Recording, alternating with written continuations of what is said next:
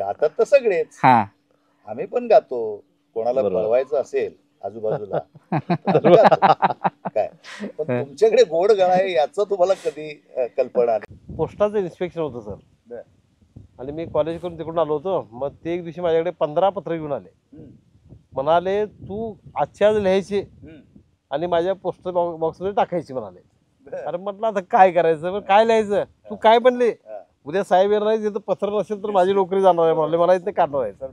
आणि मग वडिलांना हे जेव्हा कळालं की बाबा ह्याच्याकडे काहीतरी कलेची बाजू आहे, मग ते ज्या ठिकाणी ते घर बांधायला जायचे, एखादं घर पाडलेलं असायचं, त्या पडलेल्या घरात त्या जिथं त्या वस्तू पडलेल्या असायच्या, पडलेल्या वस्तूतून एखादं चित्रकलेचं पुस्तक मिळवायचं हा. आणि मग ते आणून मला द्यायचे, अरे बघ हे कर तू काम. नॉलेज गेन फाउंडेशनचं धन्यवाद मानतो, कारण ही आम्हाला संधी उपलब्ध करून दिली.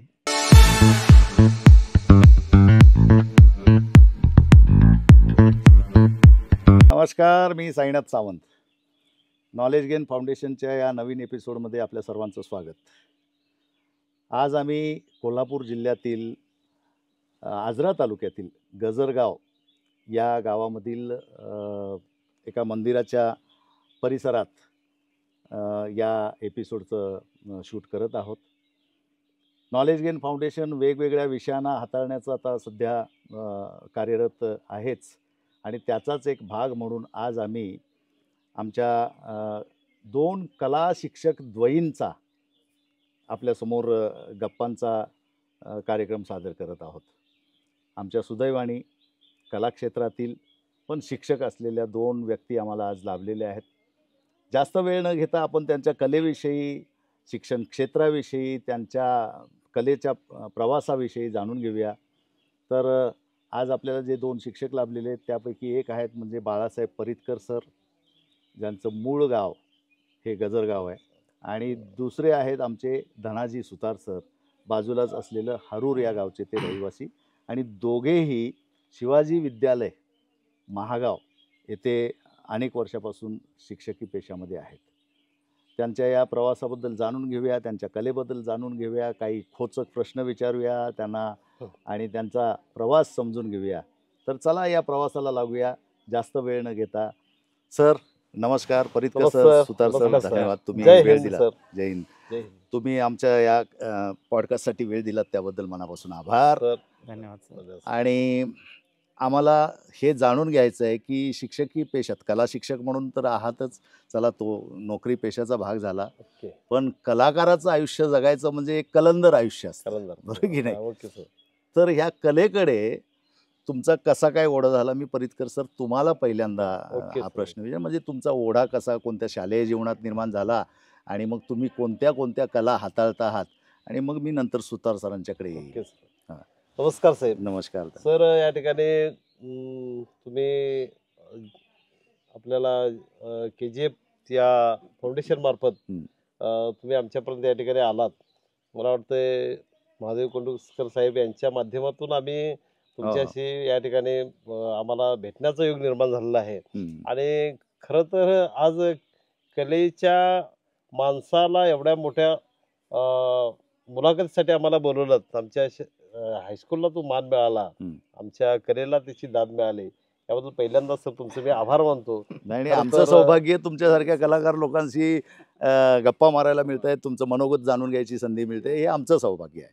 तर सर या ठिकाणी माझ्या कलेचा प्रवास जर बघायचा असेल तर तो अगदी लहानपणापासून ज्या वेळा मला या रेषांच्या विषयी, रंगांच्या विषयी एक फार मोठी आकर्षण होतं असं, तर या आकर्षणाच्या माध्यमातून मी बऱ्याच ठिकाणी जिथं ज्या ज्या ठिकाणी चित्र काढलेले असायची त्या ठिकाणी जाऊन ते बघणे. माफ करा जरा मध्येच अडवतो. आमच्या प्रेक्षकांना हे समजू दे की कलेच्या क्षेत्रात कशी आवड निर्माण झाली, तर नेमकी कोणत्या कलेच्या हे पण त्यांना समजू दे. की सरांचा परिचय म्हणजे ते उत्तम चित्रकार आहेत, चित्रकलेच्या प्रांतात त्यांचं घोडदौड चालू आहे. ते उत्तम माउथ ऑर्गन वाजवतात, ते उत्तम त्याला बासुरी वादक आहेत, आणि कलेच्या विविध अंगांना त्यांनी स्पर्श केला आहे. माझ्या बाजूला हे माझंच चित्र त्यांनी अगदी 11th आवरला शेवटच्या शेवटच्या क्षणी क्षणी, बनवून आपल्यासमोर सादर केलं आहे. माझं आहे म्हणून म्हणत नाही, त्याच्यातली जे काही सौंदर्य आहे ते त्यांचं आहे. आणि जर काही वाईट दिसत असेल तर तो माझा चेहरा आहे. तर अशा प्रेक्षकांना हे कळलं पाहिजे ना, चित्रकारापासून ते वेगवेगळ्या क्षेत्रात आहात, तर मग तुमची रुची कुठून कुठे आणि कुठल्या कलेपासून सुरुवात झाली याची संगती लागावी म्हणून मी मध्ये इंटरप्ट केलं. सॉरी. Yes, sir. म्हणजे पहिल्यांदा मला चित्रकलेचीच आवड निर्माण झाली होती, परंतु घरची परिस्थिती गरीबच. वडील गवंडी काम करायचे आणि शेत पण फार असं नाही आहे, आणि त्याच्यात ते आई वडील राबायचे. वडिलांचं असं ते बाहेरची कामं याच्यावरच आमचा संसार आई वडिलांचा चालायचा. परंतु चित्रकलेची आवड फक्त असून चालत नाही, तर त्याला माध्यमांची गरज लागते, त्याला वेगवेगळ्या साधनांची गरज लागते. आणि हायस्कूलला ज्यावेळेला मी पहिल्यांदा महात्मा फुले या ठिकाणी 8वी पासून तिकडे रुजू झालो, त्यावेळेला आम्हाला कला शिक्षक म्हणून शेलार सर होते. तर शेलार सरांचे काही फळ्यावरीलचे स्ट्रोक्स आम्ही बघायचो, चित्र बघायचे, आणि त्याचा प्रभाव आमच्यावर खूप असायचा. तर पण ही साधनं नसल्यामुळे आम्हाला बऱ्याच वेळा ह्या अडचणी यायच्या ग्रामीण भागात. ग्रामीण भागात. हा, मग आम्ही ज्यावेळेला परीक्षेला ड्रॉइंग परीक्षेला बसायचा असं ज्यावेळेला विषय झाला, त्यावेळेला एकतर आम्हाला रंग पाहिजे होते, रंग मिळाला पाहिजे, पेन्सिल मिळायला पाहिजेत. म्हणून मी घरी ते आई वडिलांच्याकडे येऊन या ठिकाणी हात धरून बसलो, रडायला आलो.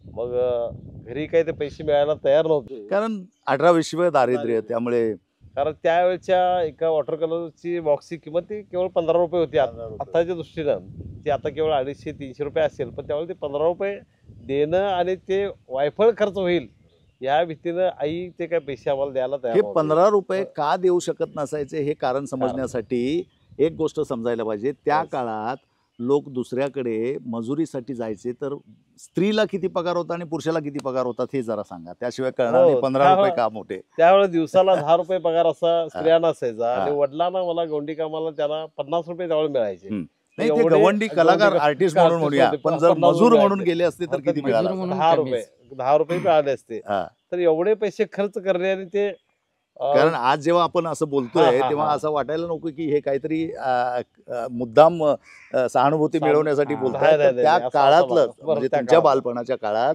पैसा किती कमी मिळायचा कमी किंवा ते मिळायचा. पैसे उभे करणे किती अवघड असायचं. अवघड. आणि मग त्या काळात जर 15 रुपये आई वडिलांकडे हट्ट केला तर न देण्याची कारणही तितकीच तितकीच होते. हा. तरी ते वडिलांना जेव्हा कळालं की अरे याच्याकडे काहीतरी कला आहे आणि त्याच्यासाठीच तो मागतोय, म्हटल्यानंतर मग त्याने आईला सांगितलं, अरे दे पैसे, दे त्याला 15 रुपये दे. आणि ते पैसे मिळाल्यानंतरचा जो आनंद होता, त्या आनंदात आम्ही धावत जाऊन त्या ठिकाणी तो कलर बॉक्स आणला.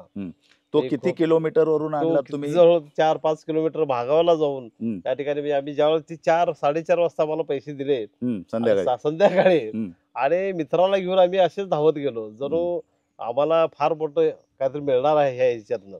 आणि मला वाटते सुभाष पुस्तकालय म्हणून मागामध्ये त्यावेळेला होतं ते, आता बंद आहे. त्यांच्याकडून जाऊन ते मी तो कलर बॉक्स घेतला, आणला तो, बर. आणि त्याच रात्री त्या कलर बॉक्सचं उद्घाटन देखील केलं. म्हणजे आम्हाला चित्र काढायची एवढी हौस एवढी. होती की त्यावेळेला ते इंद्र शर्माचं एक लक्ष्मीचं कॅलेंडर होतं, आणि ते कॅलेंडरचा प्रभाव माझ्यावर खूप होता.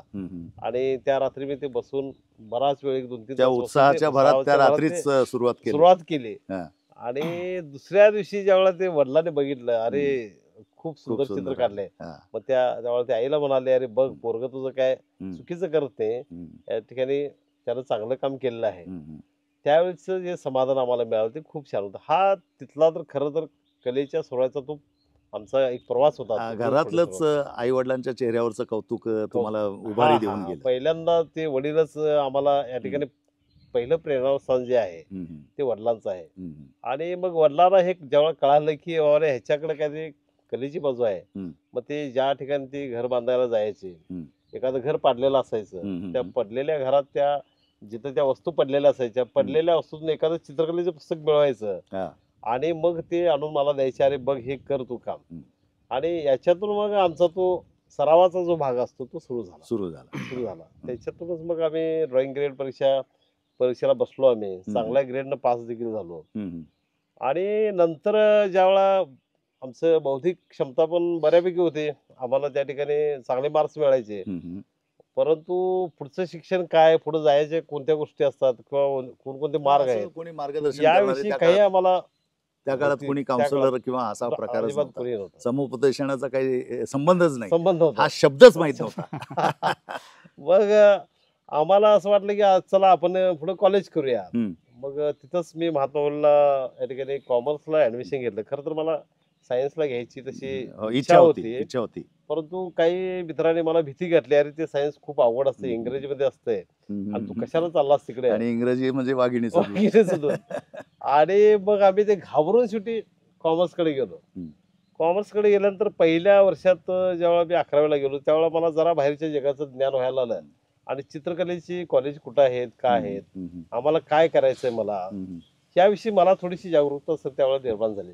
खरं तर ही जागरूकता व्हायला कारणीभूत म्हणजे शेलार सरांचा जो पुतण्या आहे, तर तो पुतण्या, ते दोघे आम्ही क्लासमेटच.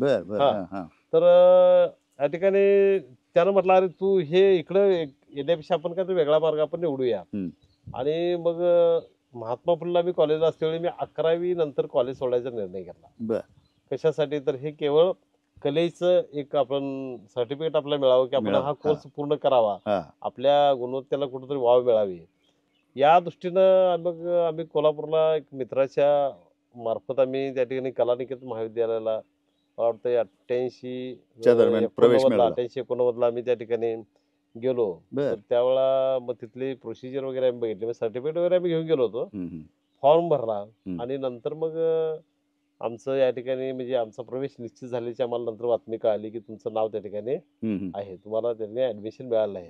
तर हा वाढणारी महागाई आणि त्या प्रमाणात न वाढणारं उत्पन्न, यामुळे चिंतित आहात का? चिंता करू नका, आपले उत्पन्न वाढवा. एक असा पार्ट टाइम व्यवसाय जो करताना तुम्ही अपयशी ठरलात तरी नुकसान शून्य, पण यशस्वी झालात तर मात्र हवे तेवढे पैसे कमवण्याची संधी. समजून घ्यायला आवडणार नाही का? संपर्क करा. आवडला तर त्याचा लाभ घ्या. टर्निंग पॉईंट आमच्या आयुष्यातला आहे की आम्ही कलेच्या क्षेत्राकडे वळलो. माझी 12वी राहिली याचं दुःख मला राहिलं नाही त्यावेळेला, किंवा माझं कॉलेजमध्ये थांबलंय असंही दुःख राहिलं नाही. बरोबर. आणि मग तिथून पुढे या ठिकाणी 90-91 या 2 वर्षामध्ये म्हणजे 88-89 आणि 90-91 या दरम्यान मी ते कॉलेज तिथलं पूर्ण केलं. म्हणजे जो आर्ट टीचर डिप्लोमा, कला शिक्षकाचा जो कोर्स होता तो पूर्ण केला. तर आम्हाला त्यावेळेला ते भोसले मॅडम म्हणून एक होते आणि माळी सर म्हणून आम्हाला होते, तर कोल्हापूरमध्ये आम्हाला शिकवायला होते. ते आम्हाला चांगले गायडन्स करायचे, त्या ठिकाणी मार्गदर्शन करायचे. तर सांगायचं म्हणजे त्या आमच्या 25-30 विद्यार्थ्यांच्या मध्ये माझं काम चांगलं असायचं, त्यांना आवडायचं ते. मग ते म्हणायचे, अरे तू चांगलं, तुझं एकाग्रता आहे, ते प्रोत्साहन द्यायचे. आणि मग त्यामुळे काय व्हायचं की आम्ही अधिक कामामध्ये रुची निर्माण. आणि त्याचबरोबर ज्यावेळेला पहिलं वर्ष झालं तर मग मला वाटतं आताच्या काळातील प्रसिद्ध चित्रकार संजय शेलार यांची आमची ओळख झाली. आणि ते तरी म्हणजे सध्याच्या आत्ताच्या पिढीतील सगळ्यात मोठे चित्रकार आहेत. तर हे आम्हाला बरोबर त्या ठिकाणी स्केचिंगसाठी घेऊन जायचे आणि ते म्हणायचे तुमचं जेवण राहिलं चालेल, पण चहा राहिलं चालेल, पण स्केचिंग तुम्हाला करायला पाहिजे. आणि तिथून मग ते आम्हाला बस स्टँड, ते संभाजीनगरचं बस स्टँड असायचं त्या ठिकाणी, किंवा महालक्ष्मी मंदिर आहे त्या ठिकाणी, ते जिथं माणसं बसले असतील त्यांची रेखाटन ते करायची, मंदिराची रेखाटन करायची, स्केच करायचे, एसट्यांचे स्केच करायचे. याच्यातून आमचं त्या वर्षीचा प्रॅक्टिसचा जो भाग होता तो अधिक सुंदर झाला. म्हणजे आमच्या कलेचा जो पाया आहे तो चांगला होण्यासाठी खरं तर आम्हाला कलानिकेतन महाविद्यालयाचं आभार मानावं लागेल. त्याचबरोबर आमच्या प्रवासात जे आम्हाला चांगले मित्र भेटले, ज्याने आम्हाला खूप प्रोत्साहित केलं काम करण्यासाठी, अधिक काम करण्यासाठी, आम्हाला कायम त्याच्यामध्ये त्यांनी सहभाग करून घेतला, ते आमचे संजय शेलार असतील, यांच्या माध्यमातून आम्ही मग थोडं आमचं हा प्रवास पुढे चालू झाले. आता थोडस सरांच्याकडे, शेलार सरांच्याकडे जाऊया, त्यांचाही प्रवास, त्याची सुरुवात जाणून घेऊया आणि मग नंतर आपल्याला बरचसं गप्पा मारायचे आहेत. तर सर, तुमच्या या कलेच्या प्रांतामध्ये आता तुमचा आम्ही ऐकले की तुम्ही सुंदर गाता, तुम्ही तबला वादनाचं हे करता, तर त्या क्षेत्राकडे तुम्ही कसे आकर्षित झालात? काय त्याला कारण घडलं? पहिल्यांदा मी नॉलेज गेन फाउंडेशनचं धन्यवाद देतो. धन्यवाद मानतो. हम्म. कारण ही आम्हाला संधी उपलब्ध करून दिली. लहानपणापासूनच प्रत्येकाला चित्रकलेची आवड असते सर. बरोबर आणि ही चित्रकलेची आवड कुठे टिकेल का नाही हे माहिती नसतं. बरोबर हा. मग माझा प्रवास चालू झाला 9वी-10वी मध्ये माझं चांगली श्रेणी मला मिळाली. त्यावेळी कशामध्ये? एलिमेंटरी आणि इंटरमिजिएटमध्ये. बर. आणि आम्हाला जे शिक्षक होते सुतार सर, आनंद सुतार सर आणि व्ही पाटील सर, या म्हणजे शिवाजी विद्यालय. शिवाजी विद्यालयामध्ये हा. माझं शिक्षण झालं. प्राथमिक शिक्षण आमच्या गावामध्ये हारूरमध्येच झालं.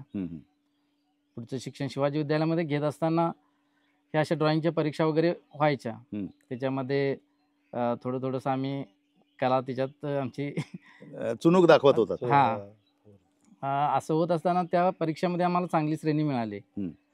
आणि याचं निरीक्षण म्हणजे आमच्याकडे बघण्याचं किंवा हे याच्यामध्ये सुतार सर किंवा पाटील सर असतील, त्याबरोबर आमचे सोरंगे सर म्हणून होते. त्यांनी आम्हाला थोडंसं मार्गदर्शन केलं की तुझी 10वी झाल्यानंतर तू हा कोर्स कर, असं सांगितलं. तुझं ड्रॉइंग वगैरे चांगला आहे, ठीक आहे. 10वी झाल्यानंतर मग आता कोर्स करायचा म्हटलं तर कोल्हापूरला जायला पाहिजे. कोल्हापूरला गेलो आम्ही. तिथं आमची आत्ती आहेत, कोल्हापूरमध्ये राहतात. अच्छा. त्यांच्याकडे गेलो. 10वी नंतर ॲडमिशन घ्यायचं म्हटलं तर त्याच वेळी बरोबर एक JR आल्यामुळं ते शिक्षण 12वी नंतर घ्यायचं. अच्छा. म्हणजे टीचर डिप्लोमाचा जो करायचा आहे, पायदान बदललं. हा, 12वी नंतर करायचं, असं तो एक रूल आला होता त्यावेळी. आणि मग परत मला 2 वर्ष 11वी-12वी करावी लागली. आणि ते शिक्षण मी परत ह्याच्यामध्येच घेतलं, कोल्हापूरमध्येच. अच्छा. आत्तींच्या घरी राहूनच केलं ते शिक्षण. ते कोणतं कॉलेज तुमचं? ते कॉलेज माझं विवेकानंद कॉलेज कोल्हापूरचं. अच्छा. त्या कॉलेजमध्ये मी 2 वर्ष केली. त्याच्यानंतर ह्या कोर्सला ॲडमिशन घेतलं कलानिकेतन महाविद्यालयाला, आर्ट टीचर डिप्लोमा इथं हा कोर्स केला मी. आणि 2 वर्ष शिक्षण पूर्ण झाल्यानंतर मी गावी आलो. गावी आल्यानंतर आता करायचं काय, तर मग सरंबळवाडीला आमचे किल्लेदार सर म्हणून एकटे ओळखीचे होते. नुकतीच त्यांनी पण एक शाळा चालू केली होती. बरोबर. आणि ते म्हणाले आता घरी बसून काय करणार, आमच्या मुलांना थोडं मार्गदर्शन करत जा. असं एक 2-3 महिने मी तिथं गेलो होतो. आणि हे करत असतानाच मी कॉम्प्युटर क्लासमध्ये एका काम करत होतो. बर. क्लास करत करत मी कॉम्प्युटर पण शिकलो त्यावेळी 2003च्या दरम्यान. आणि 2004ला सुतार सर लिव्ह पिरियडवर गेले. जे रजेच्या मुदतीत ती जागा शिल्लक ना, त्यामुळे ते त्यावेळेत मला सरांनी आम्हाला बोलवून घेतलं की असं काम करशील का. ठीक आहे म्हणलं करूया. आमचा डिप्लोमा झाला होता, त्यामुळे मी त्या लिव्ह पिरियडमध्ये 2004मध्ये काम केलं. आणि तिथं भेट झाली आमच्या परितकर सरांची. अच्छा. म्हणजे अगोदरच परितकर सर तिथे होते. हा, 2004 पासून सर होते. मला वाटतं व्ही पाटील सरांची रिक्त जागा तुम्ही व्यापली असणार, आणि त्यांनी सुतार सरांची जागा दुसऱ्या सुतार सरांनी व्यापली. अरे वा, काय योगायोग आहे बघा. आणि सरांच्या सोबत मग कामाला या आमच्या प्रवासाला सुरुवात झाली चांगली. चला, एका कलाकाराला दुसरा कलाकार. होय. मग तुमचाही चित्रकलेत पण हातखंडा आहे. हा. पण तुमचं हे व्यासंग दुसऱ्या क्षेत्रात पण तो हे झाला. चित्रकलेमध्ये पण आहे. सरांच्या सोबत आम्हाला पहिल्यांदा रांगोळीचं माध्यम माहितीच नव्हतं. फक्त आम्ही बघत होतो, पण कसं टाकायचं ते माहिती नव्हतं. पण सरांच्या सोबत आल्यानंतर ते अगदी व्यवस्थित, म्हणजे त्याच्यावर तर मी येणारच आहे. पण मग तुम्ही जे त्याच्यानंतर तबला वादनाचं एक मी शिकलात, मग ते त्याची आवड कशी निर्माण झाली? आम्ही लहानपणी असताना गावातनं वराती वगैरे असायच्या, आणि ते वरातीमध्ये हे करत असताना ते आम्हाला वाजवलेलं चांगलं वाटायचं. आणि मी दुसऱ्या दिवशी ते वराती बघून आल्यानंतर दुसऱ्या दिवशी आम्ही डबे वगैरे घेऊन वाजवत होतो. आमचा एक दीपक नावाचा मित्र आहे, ते आम्ही असे म्हणजे बाकीचे त्याच्यातून ताल मिळत गेला. त्याच्यातून ताल मिळत गेला आणि रुची वाढत गेली. आणि ऍक्च्युली त्या वयापासून आम्हाला तबला शिकायला पाहिजे होतं. त्यावेळी काय आम्हाला ते मिळालं नाही परिस्थितीमुळे. मात्र आम्ही ज्यावेळी इकडे जॉईन झालो सर्व्हिसला, त्याच्यानंतर आम्ही ऍडमिशन घेऊन तबला वादन चालू केलं. तुमच्याकडे गोड गळा आहे याचा तुम्हाला कधी साक्षात्कार झाला? हो, मी चांगला गाऊ शकतो. गातात तर सगळेच, आम्ही पण गातो, कोणाला बरोबर. पळवायचं असेल आजूबाजूला तर आम्ही गातो काय. पण तुमच्याकडे गोड गळा आहे याचं तुम्हाला कधी कल्पना आली कसं झालं, शाळेमध्ये असताना गॅदरिंग असायची हम्म. आणि मुलांची अच्छा अच्छा, म्हणजे गाणी. त्या व्यासपीठावर तुम्हाला हा त्या संधी मिळाली तिथूनच संधी मिळाली आम्हाला. आणि लोकांनी स्तुती करून स्तुती कौतुक करून केल्यानंतर मग त्याला आम्ही प्रोत्साहन त्या दिलं. ह्याच्यात थोडं थोडं हे रस वाढत कराओके गेला. वगैरे असते, हम्म. याच्यामध्ये आम्ही थोडंसं हे करत हम्म. म्हणजे गाणी म्हणत गेलो. अच्छा अच्छा. सर मी तुमच्याकडे येतो. Yes, sir. चित्रकला, चित्रकलेबद्दल थोडंसं अधिक माहिती दिलं तर नेमकं चित्रकलेचे काय प्रकार आहेत, किती प्रकार आहेत, कारण आम्ही फक्त चित्र पाहतो. हा, ओके. हां, चित्रकाराबद्दल कौतुक व्यक्त करतो, पण त्याच्यामागे काय मेहनत असते किंवा हे काही माहीत नाही, बरोबर की नाही. किंवा चित्रकलेचे किती प्रकार आहेत हे हां. असे एवढं कोणी ओके, फारसं सर. हे होत नाही. तर चित्रकलेबद्दल थोडंसं आणि मग नंतर आता सरांच्या ह्याच्यातून उल्लेख आला बरोबर. रांगोळी. रांगोळी, हा. तिचं ते- शिवाजी विद्यालयाची खासियत झाली आहे. खासियत. उत्कृष्ट रांगोळी ओके. पाटील सरांच्या पासून, सुतार सरांच्या पासून, बरोबर आहे. ओके. तर रांगोळी हा काय प्रकार आहे, चित्रकला हा काय प्रकार आहे, हा. त्याच्यात किती काय काय प्रकार आहेत, हा, हा, yes, sir. त्याच्याबद्दल थोडंसं आमच्या प्रेक्षकांना.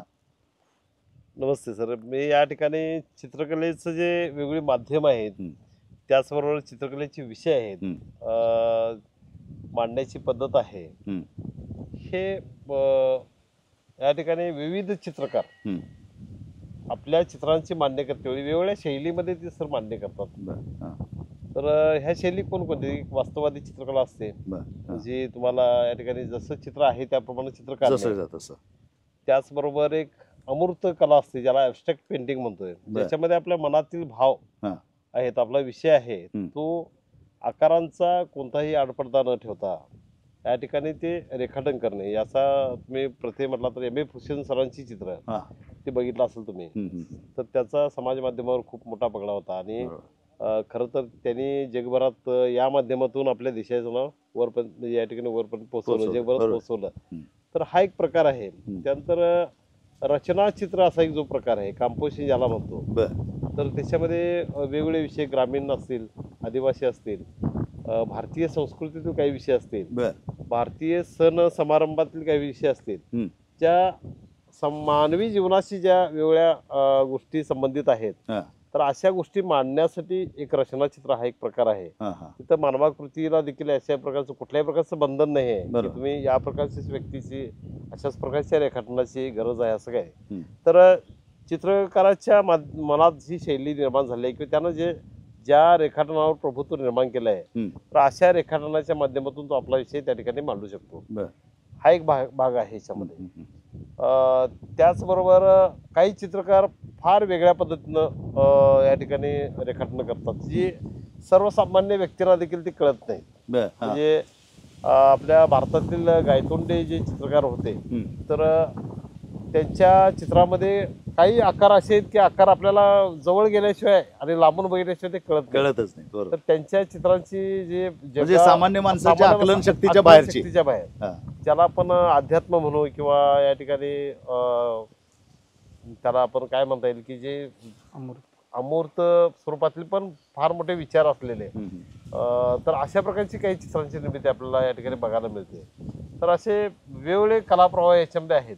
या चित्रकलेला याला कोणता प्रकार म्हणायचा? हे पोर्ट्रेट चित्र आहे, पोर्ट्रेट. वास्तववादी चित्र आहे, बरं. जे हां. तुमचं एक व्यक्तिचित्र म्हणून आम्ही ते बनवलेलं आहे. ठीक आहे. आणि हे माध्यम आहे आपल्याकडे सॉफ्ट पेस्टल माध्यम आहे, बरं. म्हणजे आपल्याकडे खडूचे रंग असतात, हां. हां. तर या माध्यमाचा याच्यामध्ये वापर केलेला आहे. बरं. तर हे मला वाटतं एक सहसाध्य असं हं. होत नाही, परंतु ह्याला हां. सरावानं ते सरावाने करता येतं. अर्थात त्याच्या मागे तपश्चर्या आहे ना. तपश्चर्या सराव वगैरे असते. सराव म्हणजे काय नेमकी तेच आहे ना. हा. हां. तर या ठिकाणी अशा वेगवेगळ्या माध्यमांचं, म्हणजे त्याच्यामध्ये जसं आपण म्हटलं सॉफ्ट पेस्टल आहे, हं. हं. वॉटर कलर्स आहेत, हं. हं. ऑइल कलर्स आहेत, हं. हं. नंतर क्रेयॉन्स आहेत, हं. वेगवेगळ्या Oil पेन्सिल्स pastel. म्हणजे रंगीत पेन्सिल्स आहेत. बरं. असे वेगवेगळे माध्यम आहेत, त्या माध्यमांच्या मधून आपण या ठिकाणी चित्र काढत आता असतो. तुम्ही हे सगळं सांगताय, हा, येस सर. तुमच्या शालेय जीवनात याचा कधी परिचय तरी होता? नाही म्हणजे sir, ही कधी- अशी कधी काही नव्हतं. त्याची आयुध असतात, आयुध. नाही. म्हणजे म्हणजे- हे आम्हाला पोचायला खूप वेळ आला सर. हे मग तुम्हाला त्या कलानिकेतन शाळेमध्येच त्याचा परिचय झाला? हा, त्या ठिकाणीच हे रंग वगैरे जे असतात, परंतु हा. तिथं देखील हे रंग महागडे असल्यामुळं हं. हं. आम्ही ऑइल कलर म्हणजे खूप महाग असायचे, हम्म. घरी आपली परिस्थिती बेताचीच, हम्म. एवढे महाग रंग घेऊन काय करायचे, हम्म. मग स्वस्त कलर कुठले तर वॉटर कलर, हा. पोस्टर कलर, हे कलर आम्ही घ्यायचे आणि त्याच्यामध्ये आमचे जे विषय त्या ऑइल रंग परीक्षेसाठी, कलर म्हणजे तैलचित्र ज्याला तैलचित्र म्हणतात ते. हा. तैलचित्र थोडे महाग म्हणजे ते रंग महाग असायचे, हम्म. त्यामुळे आम्ही त्याच्याकडे थोडं वळलो नाही हम्म. आणि मग वॉटर कलर आणि या हा. साध्या थोड्याशा स्वस्त असणाऱ्या माध्यमातून आम्ही ते आमच्या सरावाला म्हणजे सुरुवात केली. तैलचित्र हे हा, तितकंच त्याला अवघड पण असेल. अवघड हे- सरावला काय अवघड हा. असं नाही, ते पण सराव केल्यानंतर त्या अच्छा, गोष्टी अच्छा. सहज आपल्याला होतील. हा. कारण शेवटी फक्त माध्यम बदलतं, हम्म. ज्ञान तेच असतं. हम्म. म्हणजे आपल्याला जे नॉलेज आहे ते नॉलेज त्या ठिकाणी आपण हम्म. वेगळ्या माध्यमातून ते साकार करायचं अच्छा, असतं. अच्छा. तर याची ओळख आम्हाला त्यावेळेला सगळ्या ह्या रंगांची म्हणा, तिथे झाली. वेगळ्या माध्यम, वेगळे पेपर पण असतात हा, त्याच्यामध्ये. हा. तर ह्या सगळ्या ज्याच्यावरती हा चित्र म्हणजे काढायची. काढायची चित्र, हम्म. तो हँडमेड पेपर असेल, हम्म. असे वेगवेगळे पेपर आहेत. तर ह्या पेपरची देखील आम्हाला त्याच काळात म्हणजे व्यंगचित्र हे चित्रकलेच्या ह्याच्यात येतं, हा व्यंगचित्र हा एक कारण शेवटी चित्रच होय. आहे ते फक्त. म्हणजे हा. व्यंगचित्र असा प्रकार आहे की जो एक कविता असते, हम्म. एक छोटा संदेश असतो, हम्म. समाज जागृतीसाठी एक माध्यम म्हणून त्या व्यंगचित्राकडे बघितलं हा, जातं. अर्थातच तर हे देखील माध्यम सर या कलेमध्येच येतं, चित्रकलेमध्ये येतं. ते चिमटे आणि काढत जाणारं चित्र चिमटे- असतं हा, ना, yes, तो yes. चिमटे काढत तर भाष्य करणारं. त्याला समाजातील सगळ्या गोष्टींचा अभ्यास असावा लागतो. हम्म. समाजातील म्हणजे कोणत्या हा, गोष्टी मांडायच्या हम्म. आणि त्या वेगवेगळ्या म्हणजे ज्याला आपण नाही, प्रतिरूप तो ते एखादं जे हे चित्र मांडायचं आहे, संदेश देणारं, तर त्याला अभ्यास पाहिजे, मान्य. अभ्यास पाहिजे त्याला. पण एक चित्र मिळालंय, हा हा हा याला व्यंगचित्र बनवता येऊ शकतं का? म्हणजे हा, आता येतं येतं म्हणजे येतं येतं. त्याचं नाक मोठं करा, हा. कान काहीतरी करा किंवा असं काही. आता तो सर भाग कसा आहे की हा. या आणि एक त्याला ती एक दृष्टी लागते. दृष्टी लागते. हा. म्हणजे तुमच्या चेहऱ्यातली, तुमच्या yes, शरीरातली ती व्यंग शोधणं शोधणं. हा हा हा आणि ते correct. व्यंग स्वरूपात मांडणं, बरोबर. म्हणजे कोणाचं तरी ढेरपोटे असेल, हा. बरोबर. हा yes, हा, कोणाचं तरी नाक लांब नाक असेल लांब किंवा असेल, नक्कच हा. असेल किंवा डोळे बटबटीत असतील, असं बरोबर असेल. हा पण चित्रकलेचाच एक प्रकार म्हणायला पाहिजे. होय सर, म्हणजे कॅरेक्टरचा अभ्यास हा. करणे. हम्म. त्या चेहऱ्यामध्ये व्यक्तिमत्वाचं. असं कोणतं कॅरेक्टर, म्हणजे नाक मोठं आहे, हम्म. आता तुमच्या चेहऱ्यामध्ये हम्म. मूछ आहे, हम्म. तर मूछ आहे, त्यानंतर तुमचा चष्मा आहे तो, हम्म. हम्म. तर चेहऱ्याची जी गोला आहे, हम्म. तर एक कमीत कमी रेषेमध्ये हा. मांडून त्या ठिकाणी ती व्यक्तीचं प्रतिरूप तयार करणे, अच्छा, अच्छा. हे व्यंगचित्राचं काम आहे. हम्म. आणि त्याच्यातून मग त्याला व्यवस्थित त्याचं जे विषय असेल तो विषय त्याच्यामध्ये तो मांडणे. हा, हा. तर याच्या माध्यमातून आपल्याला बऱ्याचशा गोष्टी न सांगता देखील आपल्याला कळतात. हम्म. टाइम्स ऑफ इंडियामध्ये आर.के. लक्ष्मण हे हो. नाव फार मोठं आहे, तर त्यांनी खूप मोठं काम या ठिकाणी केलं होतं. व्यंगचित्रकाराची व्यंगचित्र. ताकद जर बघायची ताकद असेल प्रचंड. हा. तर बाळासाहेब ठाकरे बाळासाहेब ठाकरे ठाकरे हे एक सरांचं. उत्तम उदाहरण आहे, हा. ज्यांनी एवढा मोठा पक्ष उभारला. हा, yes, yes, yes. मार्मिक नावाचं जे हा, व्यंगचित्र साप्ताहिक वगैरे ते पाक्षिक होतं, 15 yes. दिवसाला 15 यायचं, दिवसाला यायचं. आणि संपूर्ण चळवळ उभी केली, माणसांना जागं केलं. जागीर सर. त्यावेळेची चळवळ वेगळ्या पद्धतीची होती. तर व्यंगचित्रकाराची किंवा कुठल्याही चित्रकाराची किंवा कुठल्याही कलाकाराची कलाकाराचं प्रचंड मोठी ताकद असू शकते, यात sir. हे सिद्ध झालंय. सिद्ध झालं. बरं. तर चित्रकलेचे असे अनेक प्रकार आहेत म्हणा, जे आता आपण डिस्कस हा केले. हा, बरोबर. चित्रकलेशिवाय इतर कला प्रांताकडे वळण्यास काय कारणीभूत झालं किंवा काय हा, असं हा, बरोबर. घटना घडली किंवा हे पण माझ्याकडे कला आहे किंवा Yes, ही yes. पण आहे, तो करतोय म्हणून मी करतोय असं नाही. असं नाही. हा, हा, बरोबर. पण हे माझ्यात आहे असं कधीतरी एक रिअलायझेशनचा Yes, क्षण yes, येतो, yes, चला yes. प्रयत्न करून प्रयत्न बघूया करून बघूया. हा. किंवा असं. आणि मग ह्या सगळ्या ह्याच्यात तुम्हाला मार्गदर्शक हा, किंवा हा, गुरु yes, sir. कोण कोण लाभले चित्रकलेत, तर तुम्ही सांगितलं सेलार yes. सरांपासून ते बरोबर. ह्याच्यापर्यंत, आर्ट कॉलेजचे आमचे हा, त्या हे सगळ्यांच्यापर्यंत. आमचे व्ही पाटील सर, हा, सुतार सर हे हो. आमचे गुरुच आहेत. हे गुरुच आहेत, म्हणजे नंतरच्या क्षेत्रात त्यांनी. नंतरच्या काळात आम्ही हा. त्यांच्याशी निगडीत राहिलो. तसं ते बरोबर. आता जे तुम्ही माउथ ऑर्गन वाजवता Yes, yes, yes. किंवा ते हे बासुरी वाजवता, Yes, yes. किंवा आणि कुठल्या कुठल्या क्षेत्राला Yes, तुम्ही yes. गवसणी घातली आहे, भले ते निष्णात नाही झाले, हा, परंतु पण त्याच्यामध्ये त्याला जे स्पर्श केलाय आणि Yes, त्याचा आनंद मिळवलाय. yes, कारण sir. कलाकार हा कोणाला आनंद देण्यापेक्षा स्वतःला आनंद देण्यासाठी Yes, yes. पहिल्यांदा हे Yes, करतो. yes, बरोबर. चित्र सुद्धा तुम्ही स्वतःला आनंद देण्यासाठी आनंद काढले. देण्यासाठी, yes. हा, इतरांना मिळतो तो सुख, तो भाग वेगळा. बरोबर. असे अजून कुठली कला क्षेत्राला तुम्ही स्पर्श केलात किंवा हे ह्याच्याबद्दल जरा आमच्या सर प्रेक्षकांना जाणून नमस्ते. घ्यायला मी म्हणजे माझी सुरुवात तशी ऍक्च्युली ही वाद्यांची सुरुवात आमच्या वडिलांनी एक म्हणजे ज्योतिबावरून आणून दिलेल्या बासरीपासून सुरुवात झाली. हा हा हा त्यावेळी ती 10 रुपये किंवा 5 रुपयाला मिळत असेल. हम्म. तर ते ज्योतिबाला गेले होते आणि त्यावेळेला त्यांनी ती बासरी मला एक आणून दिली. म्हणजे सरळ बासरी असते, समोरून फुंकायची. हम्म. मग म्हणाले, अरे तुला आणलंय, बघ तू बघ प्रयत्न, तुला काय जमतंय का बघ म्हणले. हा. आता मला तर काय त्यांनी तुम्ही एक विश्वास निर्माण केला होता हा, वडिलांच्याकडे की वडिलांच्याकडे. आपलं पोरग काहीतरी आणून दिलं तरी आपलं त्याचं सोनं करणार. सोनं करणार. आणि मग ते आम्ही घ्यायचं, मग शेताकडे आपली हम्म. शेळ्या जनावर वगैरे असायचे. हो. मग आम्हाला ते एक काम हम्म. की सुट्टीच्या दिवशी ते जनावर शेळ्या घेऊन शेताकडे जायचं. हम्म. बरोबर आहे मग की? जातेवेळी सोबत काहीतरी पाहिजेत. मग आमचा हा छंद 6वी-7वीला असतेवेळी हे आम्हाला मिळालं होतं. हम्म. ते जायचं, जनावर सोडायची आणि आपलं ती बासरी फुकत राहायची. हम्म. आणि मग त्याच्यातून कधीतरी कळालं आपल्याला की अरे ह्याचं काहीतरी वाचते, चांगलं जरा काहीतरी काहीतरी कर्णमधुर वाचतंय. करणं, चांगलं काहीतरी ऐकू यायला, सूर जुळायला आलेला आहे. हा. आणि मग त्याच्यात स्वरांची ज्यावेळेला जाणीव व्हायला लागली त्यावेळेला वाटायला तरी अरे ह्याच्यात काहीतरी आहे. हम्म. आणि मग तिथं खऱ्या अर्थानं बासरीची माझ्या आवड जी निर्माण होते हम्म. ती निर्माण झाली. आता माऊदर्गन जो आहे हम्म. त्याला आपण त्याला काय बरं मराठीत म्हणतात आपण? बाजा, म्हणजे बाजा, तोंडाला बाजाच वाजवायला म्हणूया. बाजा असं म्हणतो त्याला. तर हा बाजेची एक कथा कशी आहे, माझ्या बहिणीचं लग्न ज्यावेळेला झालं, हम्म.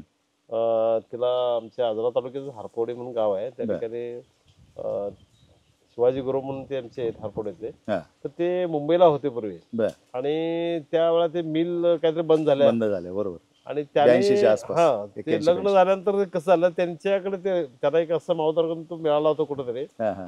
आणि ते घेऊन आले होते. साधा माऊदर्गन होता तो. हम्म. आणि लग्न झाल्यानंतर मग आम्ही त्यांच्याकडे पाहुणे म्हणून सुरुवातीला जायचो, हा. जायचं. मग ते म्हणाले, अरे हे बघ ते मुंबईत आणले रे तुला, हे हम्म. बघ काय जमतंय का बघ म्हणाले. हम्म. वाढणारी महागाई आणि त्या प्रमाणात न वाढणारं उत्पन्न, यामुळे चिंतित आहात का? चिंता करू नका, आपले उत्पन्न वाढवा. एक असा पार्ट टाइम व्यवसाय जो करताना तुम्ही अपयशी ठरलात तरी नुकसान शून्य, पण यशस्वी झालात तर मात्र हवे तेवढे पैसे कमवण्याची संधी. समजून घ्यायला आवडणार नाही का? संपर्क करा, आवडला तर त्याचा लाभ घ्या. ते एक वाद्य मला त्यावेळेला मिळालं. बर. हा, म्हणजे खूप मला वाटतं ते 85च्या पूर्वीच ते माझ्याकडे आलं होतं. आणि त्याचाही प्रवास असा चालू झाला, फुंकणे, हवा फुंकायची ओढायची. हा. आणि याच्यातून मला पण त्या ठिकाणी स्वरांचा म्हणजे ती सूर जाणीव गवसायला झाली, सूर लागली. गवसायला आले. हा. ही खरी ह्या 2 वाद्यांची माझी सुरुवात आहे. म्हणजे कोणी गुरु नव्हता त्या. गुरु नाही कोण, चला स्वतःच प्रयत्न करून स्वतःच करा. हा, शोध शोध घ्यायचा. हा. त्यानंतरची महत्वाची म्हणजे मजेशीर गोष्ट अशी आहे की मी माझं जिथं आता गजरगावमध्ये घर आहे हम्म. त्याच्या बाजूला एक गोविंद चोतेंचं एक घर त्या ठिकाणी होतं. ते मुंबईला पोलीस म्हणून होते. बर. तर ते रिकामे असायचं आणि त्या ठिकाणी गावातली जी नाटक रामायण बसवणारी जी मंडळी होती त्या घरात येऊन ते प्रॅक्टिस करायची, प्रॅक्टिस तालीम करायची. तालीम करायची. आणि तिथे एक पायपिटी होती सर. बर. आणि माझा उद्योग काय की ते लोक कधी जातील हा. आणि आणि मला मी ती कधी पेटी कधी मिळेल. हा, ते रात्री 10, 10:30, 11 पर्यंत ते काय करायचे, हा, हा. तिथं प्रॅक्टिस घ्यायची. ते आणि पूर्वी भजनात वगैरे हा, वापरायचे. वापरायचे ते. सुरपेटी पायानी सूरपेटी, हे हा, करा. पायाने भाता तो पायानी हे पायानं करायचं. वाजवायचं. हा. ते गेले की मग ते मी काढायचो. हा. आणि मग त्याच्यात आणि परत शोध घ्यायचा. बर. म्हणजे असा हा माझा तो सुरांचा शोध घेण्याचा प्रवास तिथं. मग मला खरी हार्मोनियमची हम्म. जी संगत लागली हा. सर, ती मला तिथं लागली. हा, आणि हा. त्यावेळेला मी 9वीत होतो. हम्म. मी 9वीत असतेवेळी त्या पेटीवर मी ऑइल पेननं नाव लिहिलंय त्या भजनी मंडळाचं. बर. ते अजूनही आहे सर त्या पेटीवर. क्या बात. म्हणजे किती वर्षाचा तो कालावधी आहे. हा, हा. तर एवढ्या कालावधीत त्या पेटीकडे बघितलं तर माझी बालपण मला ते आठवत आहे. हम्म. खरं तर माझी ती म्हणजे पहिली- तुम्ही हार्मोनियम पण वाजवता. हा, वाजवतो ते. म्हणजे तिथं ती सुरुवात झाली. सुरुवात झाली. आणि मग तिथून मग आमचा प्रवास असा त्या म्हणजे वाद्यांच्या बाबतीतचा झाला.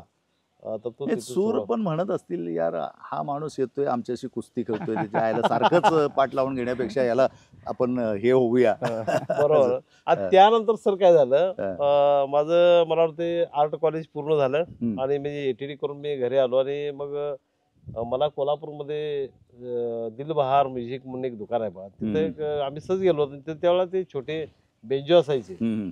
आणि मला आवड झाली. 150-200 रुपयाला ते मिळायचे त्यावेळेला. हा.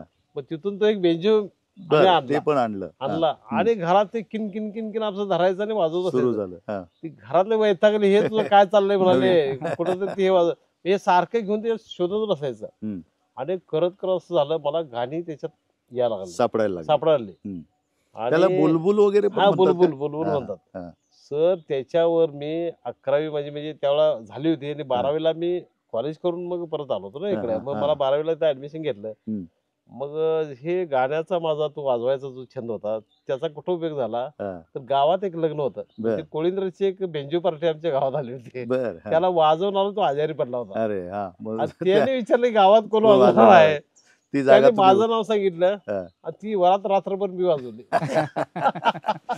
छान आता छान हे काय झालं हा. सर हा महत्वाचा भाग म्हणजे खरं तुम्ही सांगायचं जिथे जाल तिथे रिप्लेसच होत Replace- गेलात replace. व्हीबी झालं पाटील काय? सरांना रिप्लेस केलं शाळेत इथे त्या बरोबर. बँजो पथकामध्ये आणि सगळी आणि दुसरी गोष्ट बँजो पथकातलं सोडलं का तुम्हाला सांगतो कोळिंद्राला एक असं लग्न होतं सर म्हणजे मी कोळिंद्राला ती गाणी वाजवायला म्हणून गेलो मला येतात तेवढी 10-12 गाणी वाजवली कोळी गीत असं वाजवले सगळे दारू पिऊन असणार आणि ते फरमाईश करायला आले आता फरमाईश केल्यानंतर ते वाजवणं कठीण होतं नवीन गाणे बरोबर तर ते आम्हाला शिव्या घालायला लागले. मग ते अरे over excited झालेले ओव्हर असतात. एक्साइटेड झाले आणि मग म्हटलं हे वाजवणं काय आपला व्यवसाय नाही हा जे मान मिळण्याच्या मान ऐवजी मिळणं- मानगुट पकडण्याचा पकडण्याचा प्रकार प्रकार दिसतोय होता हा. आणि मला 500 रुपये वगैरे मिळायचे हम्म. मग मला असं वाटायचं की अरे एवढंच आपल्या खर्चाला होतील म्हणून मी ते त्या ठिकाणी जायचो ते परंतु अर्थार्जनासाठी तुम्ही अर्थार्जनासाठी पण ज्या वेळेला तिचा अपमान व्हायला आला हम्म. मग त्या ठिकाणी मी ते बंद केलं सर म्हणजे तिथून जाणं बंद केलं आणि तिथून पुढचा प्रवास तुम्हाला सांगतो सर तर मला वाटतं मी 12वी माझी पूर्ण झाली फर्स्ट इयरला मी शिवराज कॉलेजला BA ऍडमिशन घेतलं आणि ह्या कलेच्या माध्यमातून मला तोगले सरांची पण भेट झाली मग कारण ते पोस्टर डिझाईन वगैरे माझ्याकडे विषय असायचा सुरंगे सर मला ते प्रोत्साहित करायचे विमा सुरंगे सर तर त्यांनी मला ते त्यावेळेला हे म्हणाले अरे तू ड्रॉइंग चांगला आहे इथलं जे मुलांच्या कविता वगैरे असतात कथा असतात त्याचं लिखाण करणे त्याच्यावर चित्र काढणे हा विषय माझ्याकडे त्यावेळेला आला ते तोगले सरांनी म्हटलं अरे हा मुलगा कोण आहे एवढं चांगलं करतोय काम मग त्याने मला बोलवून घेतलं होतं तर ती एक प्रोत्साहनाची बाब म्हणायची आणि मग तिथून पुढचा प्रवास सांगतो मी मला हे करण्याबरोबर माझं काहीतरी आर्ट कॉलेज झालं मला काहीतरी नोकरीची पण त्या ठिकाणी काहीतरी गरज आहे असं मला वाटायला बरोबर आणि नंतर मग माझ्या मित्राला तो एक किस्सा आहे मी या नोकरीमध्ये येण्याचा एक किस्सा आहे सर खरोखर मी काही लोकांचं मी धन्यवाद मानतोय जे मित्र मला आयुष्यात लाभले ज्यांनी मला टर्निंग पॉईंट दिला त्याच्यामध्ये मला खरोखर म्हणजे वाईट आता काही वेळा ते अश्रू माझ्या डोळ्यात येतात अशोक देसाई म्हणून आमच्या गजावरचे पोस्टमॅन इथले आहेत ते माझे मित्र म्हणजे ते इथे या ठिकाणी भगतसिंग वाचनालय त्यावेळेला मागवलं होतं ते पुस्तकाचा मला खूप वाचनाचा नाद होता मग ते तिथं ते सदस्य होते ते पुस्तक घेऊन यायचे आणि मला त्यांचं झालं की ते वाचायला द्यायचे मग त्यांच्या सोबतीने मी AIT वाचली मृत्युंजय असले श्रीमानजी असले अशी चांगली चांगली पुस्तकं मला वि. स. खांडेकर यांची पुस्तकं मला खूप माझ्या मनावर प्रभाव टाकून गेले परंतु काय झालं होतं की ह्या माझ्या नोकरीचा योग असा झाला म्हणजे पहिल्या नोकरीचा पोस्टाचं इन्स्पेक्शन होतं सर आणि मी कॉलेज करून तिकडून आलो होतो मग ते एक दिवशी माझ्याकडे 15 पत्र घेऊन आले म्हणाले तू आजच्याच लिहायचे आणि माझ्या पोस्ट बॉक्समध्ये टाकायची म्हणाले अरे म्हटलं आता काय करायचं काय लिहायचं तू काय म्हणले उद्या साहेब येणार नाही तिथं पत्र नसेल तर माझी नोकरी जाणार आहे म्हणाले मला इथे काढणार आहे सरप्लस होणार हा सरप्लस होणार म्हणाले आता तो मग अनेका मित्राला मी पांडुरंग खुळे म्हणून माझा मित्र आहे त्याला आम्ही एकच मॅटर लिहिला सध्या मी कॉलेज करत आहे कुठेही सर्व्हिस नाही बॅनर पेंटिंगची कामं करत आहे कुठं जागा असेल तर कळव असं माझ्या त्या जुन्या सगळ्या कॉलेजच्या मित्रांना मी ती पत्र त्यांचे ऍड्रेस होते त्यांच्याकडे असे करून ती सर 15 पत्र मी त्या बॉक्स मध्ये टाकले आता योगायोग कसा असतो बघा इचलकरंजीला माझा विकास मुदकुडे म्हणून एक मित्र आहे त्याच्याकडे ते पत्र गेलं म्हणजे तुम्ही खरे ऍड्रेस लिहून पाठवले हा म्हणजे त्यांच्यावर पाठवलं मॅटर एकच की मी असं आहे आणि फक्त मित्राचं नाव बदलायचं असं आम्ही दोघांनी ते काम केलं आणि मग तिथून त्या मित्राचं पत्र आलं मला अरे तू काय करायला सध्या तू DKT म्हणजे कलापनावाडीची संस्था या ठिकाणी आहे आणि इथे इंग्लिश मिडियम स्कूल चालू झालंय आणि इथे एका शिक्षकाची गरज आहे तू ताबडतोब ये अशा प्रकारचं पत्र सर मला आलं आता हा योग आहे म्हणायचा म्हणजे नोकरीचा पहिला योग आणि त्यावेळेला मी एक दिवशी असं रविवारचं हे करून मी त्या ठिकाणी गेलो म्हणजे मित्रांनो मला ते थांबवून घेतलं ते मला तू आज घरी माझ्या थांबायचं उद्या संस्थेचे सेक्रेटरी कुडसे सर त्यावेळेला मी शाळा व्यवस्थापनाचे सेक्रेटरी होते ते तर कुडसे सर म्हणून ते चांगले राष्ट्रीय पुरस्कार मिळाले शिक्षक होते तर त्यांच्यासमोर ते दुसऱ्या दिवशी सोमवारी सकाळी मला तिथे घेऊन गेले म्हणाले असं हे माझे मित्र आहेत आणि वर्गामध्ये फर्स्ट क्लास असलेला हा मुलगा आहे आणि चांगलं काम आहे. सर ह्याची इंटरव्ह्यू घ्यायची गरज नाही, काय करायचं बघा. मग ते इंग्लिश मिडियमला त्यांनी मला पहिल्यांदा म्हटलं की अरे तुला 1800 किंवा 2000 पेमेंट देणार, याच्यामध्ये तुझी यायची तयारी आहे काय. मग आता शहराच्या ठिकाणी जायचं, मला कामाची संधी मिळणार, ह्या गोष्टी माझ्या डोक्यात होत्या. आणि मग सर मी येतो म्हटलं. आणि सर मग मी घरी परत आलो दुसऱ्या दिवशी आणि वडिलांना म्हटलं, वडील म्हणलं असं मी जाणार आहे. अरे कुठे चाललास, तर मी इचलकरंजीला जाणार म्हटलं. आता अरे का, तर मला नोकरी मिळाली. म्हणजे या ठिकाणी नोकरीचं योगदान मला एक अशोक देसाई जे आमचे पोस्टमॅन आहेत आणि माझा मित्र जो विकास मुदकुडे, ज्यानं ते मला त्या पत्राच्या शिफारस केली. आणि सर सांगायची गोष्ट कशी, मी व्ही पाटील सर, सुतार सर ह्यांच्या तालमीत आम्ही तयार झाले माणसं इकडे. आणि डीकेटी ही संस्था फार मोठी sir, textile college, engineering college, आणि एवढ्या मोठ्या संस्थेत मला काम करायची संधी मिळाली तर मला खूप आनंद झाला सर. मी त्या ठिकाणी जॉईन झालो, म्हणजे मला वाटतं ऑगस्टलाच मध्येच मी गेलो होतो, ऑगस्टला जॉईन झालो. आणि पहिल्या वर्षी त्याच वर्षी त्या कॉलेजचं एक आर्ट एक्झिबिशन असायचं. आणि मग आता म्हटलं आपण काहीतरी दाखवायला पाहिजे, मी कोण आहे ते ओळखायला पाहिजे ना, कला शिक्षिका आहे. सर सांगायची गोष्ट अशी की एका स्टुडिओमध्ये घोंगडे फोटोग्राफर म्हणून एक तिथे एक आहेत, तर त्यांच्या स्टुडिओमध्ये एका मुलगीचं एक मोठा 12x18चा एक फोटो होता. एक सुंदर असे एक मुलगी, छोट्या मुलगीचा एक फोटो त्यांनी काढला होता. आम्ही सायकलला मी ते फिरायचो इकडे तिकडे, त्यावेळेला काय गाडी वगैरे. मग त्या स्टुडिओ जाऊन मी बघितला, म्हटलं हे चित्र मला देणार काय, फोटो देणार काय. ते मला त्या मुलगीच्या बाबाला विचारायला लागेल काय, तर का अरे तशी कशी परमिशन तुला, तू चित्र काढायला येणार म्हणाले. त्यांना विचार. सर म्हटलं त्याची काय किंमत असेल, मी चित्र काढणार आहे म्हटलं, परत आणून देणार तुम्हाला. नाही नाही परत नाही द्यायची म्हणाले, त्याचे पैसे दे आणि तू घेऊन जा. ठीक आहे सर म्हटलं. मी त्याचे 150-200 रुपये काहीतरी दिले त्या काळात. आणि मग ते घेऊन आलो फोटो. तो फोटो घेऊन आलो, ते सगळे कॉलेजच्या मुलांनी सगळं ते आपली आपली कलाकृती सगळं आलो त्या. मग चित्र रेखाटन केलं आणि त्या दिवशी सर मला वाटतं मी तिचे रांगोळी टाकायला चालू केले. खरं मला माझं काम दाखवायचं होतं. मी पूर्ण रात्रभर, मला वाटतं पूर्ण रात्रभर त्या रांगोळीवर काम केलं. आणि दुसऱ्या दिवशी मला वाटतं ज्या वेळेला ते कॉलेजचे लोक आले बॉर्डर, त्यांनी कधीच ते तसं काम बघायला होतं.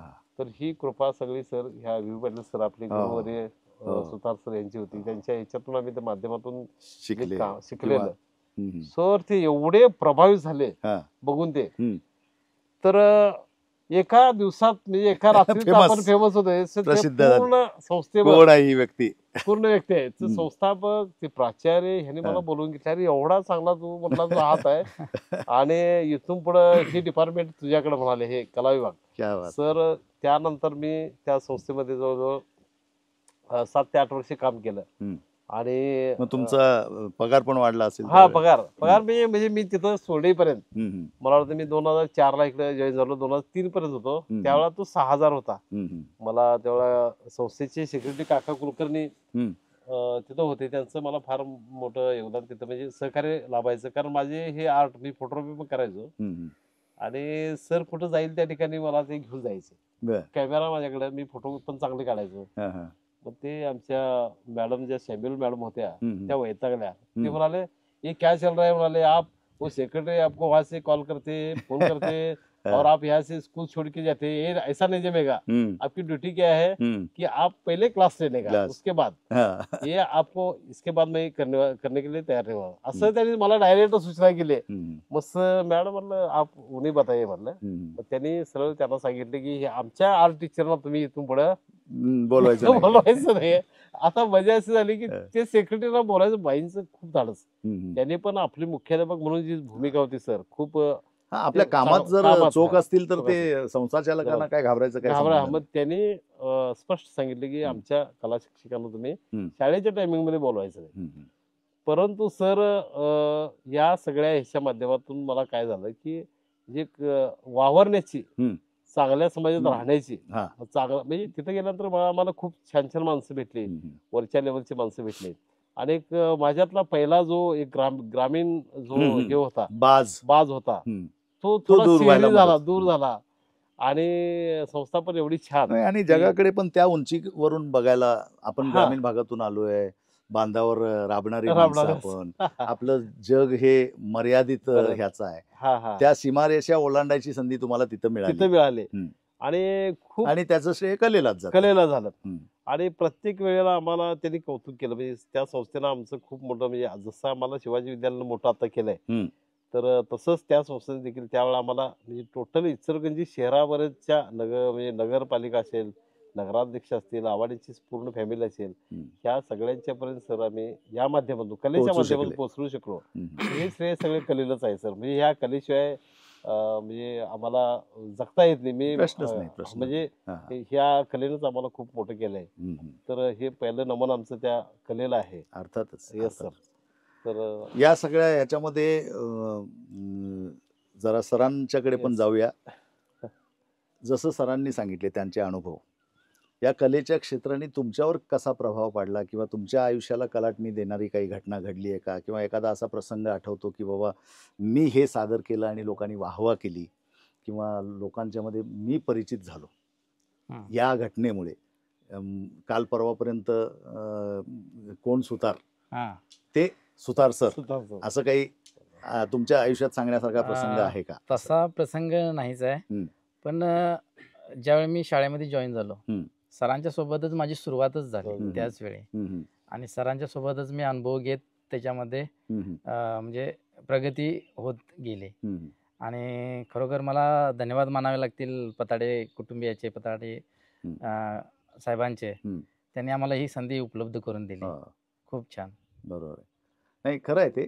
सर म्हणजे आता म्हणजे मी तिथून येणं माझं हं. जे होतं, हं. मी माहेरी जसं आम्ही येतोय हो, तसे परत आले. तसं ज्यावेळेला व्ही पाटील सर रिटायर होणार होते हं. त्यावेळेला आमचे कैलास आबा पताड साहेब हं. त्यांनी त्यांना प्रश्न केला, हं. अरे तुझ्यानंतर कोण, हं. तुझा हे वारसा चालवणार कोण कोण? आहे काय? हं. आम्ही तर गुरूंच्या पाठीमागे कायम असायचो. म्हणजे जिथं व्ही पाटील सर तिथं आम्ही असायचो. हं. मग ते म्हणाले इचलकरंजीला एक आमचाच भागातला विद्यार्थी आहे हं. परितकर म्हणून आणि आपण त्याला विचारून बघूया. हं. तर खरं तर ह्या संस्थेचं आम्हाला आम्ही खूप ऋणी आहे. हं. कारण पताडे साहेबांच्याकडं येण्याचा पहिला मार्ग म्हणजे आमचे आता हे पाटील सर आहेत. हं. तर पाटील सरांनी त्यांना असा शब्द दिला की त्या मुलग्याला मी बोलवून घेतो हं. आणि बघूया आपण काय करतो, ते पहिली सर्व्हिस त्या ठिकाणी करतोय म्हणून. हं. मग ज्यावेळेला आम्ही मागावत आलो, मला वाटतं सरमळे सर आमचे हं. जे आहेत ते हं. आमचे मित्र, त्यांच्या माध्यमातून मी इंद्रजित पताडे सरांच्या बरोबर बरं. कनेक्ट झालो. हा. ते पण हो. एकदम यंग ह्याच्यामधले. हं. आणि मग मला व्ही पाटील सर म्हणाले तुझी इच्छा आहे का इकडे यायची? हं. तर सर म्हटलं माझ्या भागात मला यायला 100% का आवडणार, असणार नाही? तुमच्या ठिकाणी मी काम करणार सर आणि मला खूप आनंद होईल म्हटलं. हं. नाही म्हटलं तुझी इंटरव्ह्यू वगैरे आहे का? म्हणजे इंटरव्ह्यू जेव्हा होईल हं. त्यावेळेला तू इथे यायचं इंटरव्ह्यूला, हं. बाकीचं आम्ही बघतो म्हणाले. हं. म्हणजे हा विषय झाला होता. हं. आणि मग मला त्यावेळेला कळालं की अरे मला या ठिकाणी कुठेतरी संधी मिळणार आहे. हं. तरी पण एक त्या ठिकाणी एक इंटरव्ह्यू आहे, एक भाग जरी असला तरी ज्यावेळेला आम्ही आलो तर त्यांनी पहिल्यांदा इथं आल्यानंतर इंटरव्ह्यू वगैरे झाला, सगळं झालं आमचं. हं. एक मला वाटतं 15 कॅन्डिडेट्स त्याच्यामध्ये होते. बरं. आणि पण जबाबदारी कोणतरी घ्यायला पाहिजे हो, ना. हो. अन्न, वस्त्र, निवारा यापैकी वस्त्र ही गरज भागवणं ही खर्चाची बाब न ठरता उत्पन्नाचा मार्ग ठरला तर समजून घ्यायला आवडेल. संपर्क करा, समजून घ्या, आवडलं तर त्याचा लाभ घ्या. मग गावातील आता आमच्या या ठिकाणी जे हिचे इथे ग्रामपंचायतीमध्ये काही हं. ज्येष्ठ मंडळी होते, हं. त्याच्यामध्ये श्री आनंदराव कुलकर्णी असतील, हं. राजू पाटील असतील, इथं आता हं. त्यावेळेला डेप्युटी होते. आता हे कुलकर्णी साहेब तरी कारखान्याचे वगैरे हे होते. हं. म्हणजे तर यांच्या माध्यमातून ते शिष्टमंडळ ज्याला आपण असं म्हणतो, एक शिष्टमंडळ तुम्ही तिकडे घेऊया पोहोच. म्हणलं का, हा. तर हा मुलगा आणलेला ह्याला जबाबदार कोणतरी पाहिजे कोणीतरी ना. पाहिजे. बरोबर आहे. तर ही गावातली आमची जी मंडळी आहेत, ही सगळी मंडळी माझ्या पाठीशी त्यावेळेला आली. हं. आणि खरं तर म्हणजे त्यांनी तिथं माझ्याविषयी हं. सकारात्मक गोष्टी हे सकारात्मक केल्या. गोष्टी सांगितल्या. अरे हा बरोबर. मुलगा चांगला आहे, हं. गरिबातून आलेला आहे, हं. काम चांगलं आहे. हं. आणि मग सर 2004 पासून हं. मी या प्रशालेमध्ये श्री शिवाजी विद्यालयामध्ये या ठिकाणी अध्यापनाचं काम मी चालू सुरू केलं. केलं. हा. सुरू केलं. हं. त्यानंतर मग धनाजी सुतार सर आले. हं. मग ते त्यावेळेस कोणत्या साली आले? हे 2005 2005 नंतर पाच. 4 म्हणजे ला मी आलो, पाठोपाठच आले. पाठोपाठ आलो. पाठोपाठच. हं. मग अशी आमची एक जोडी तयार झाली हं. सर.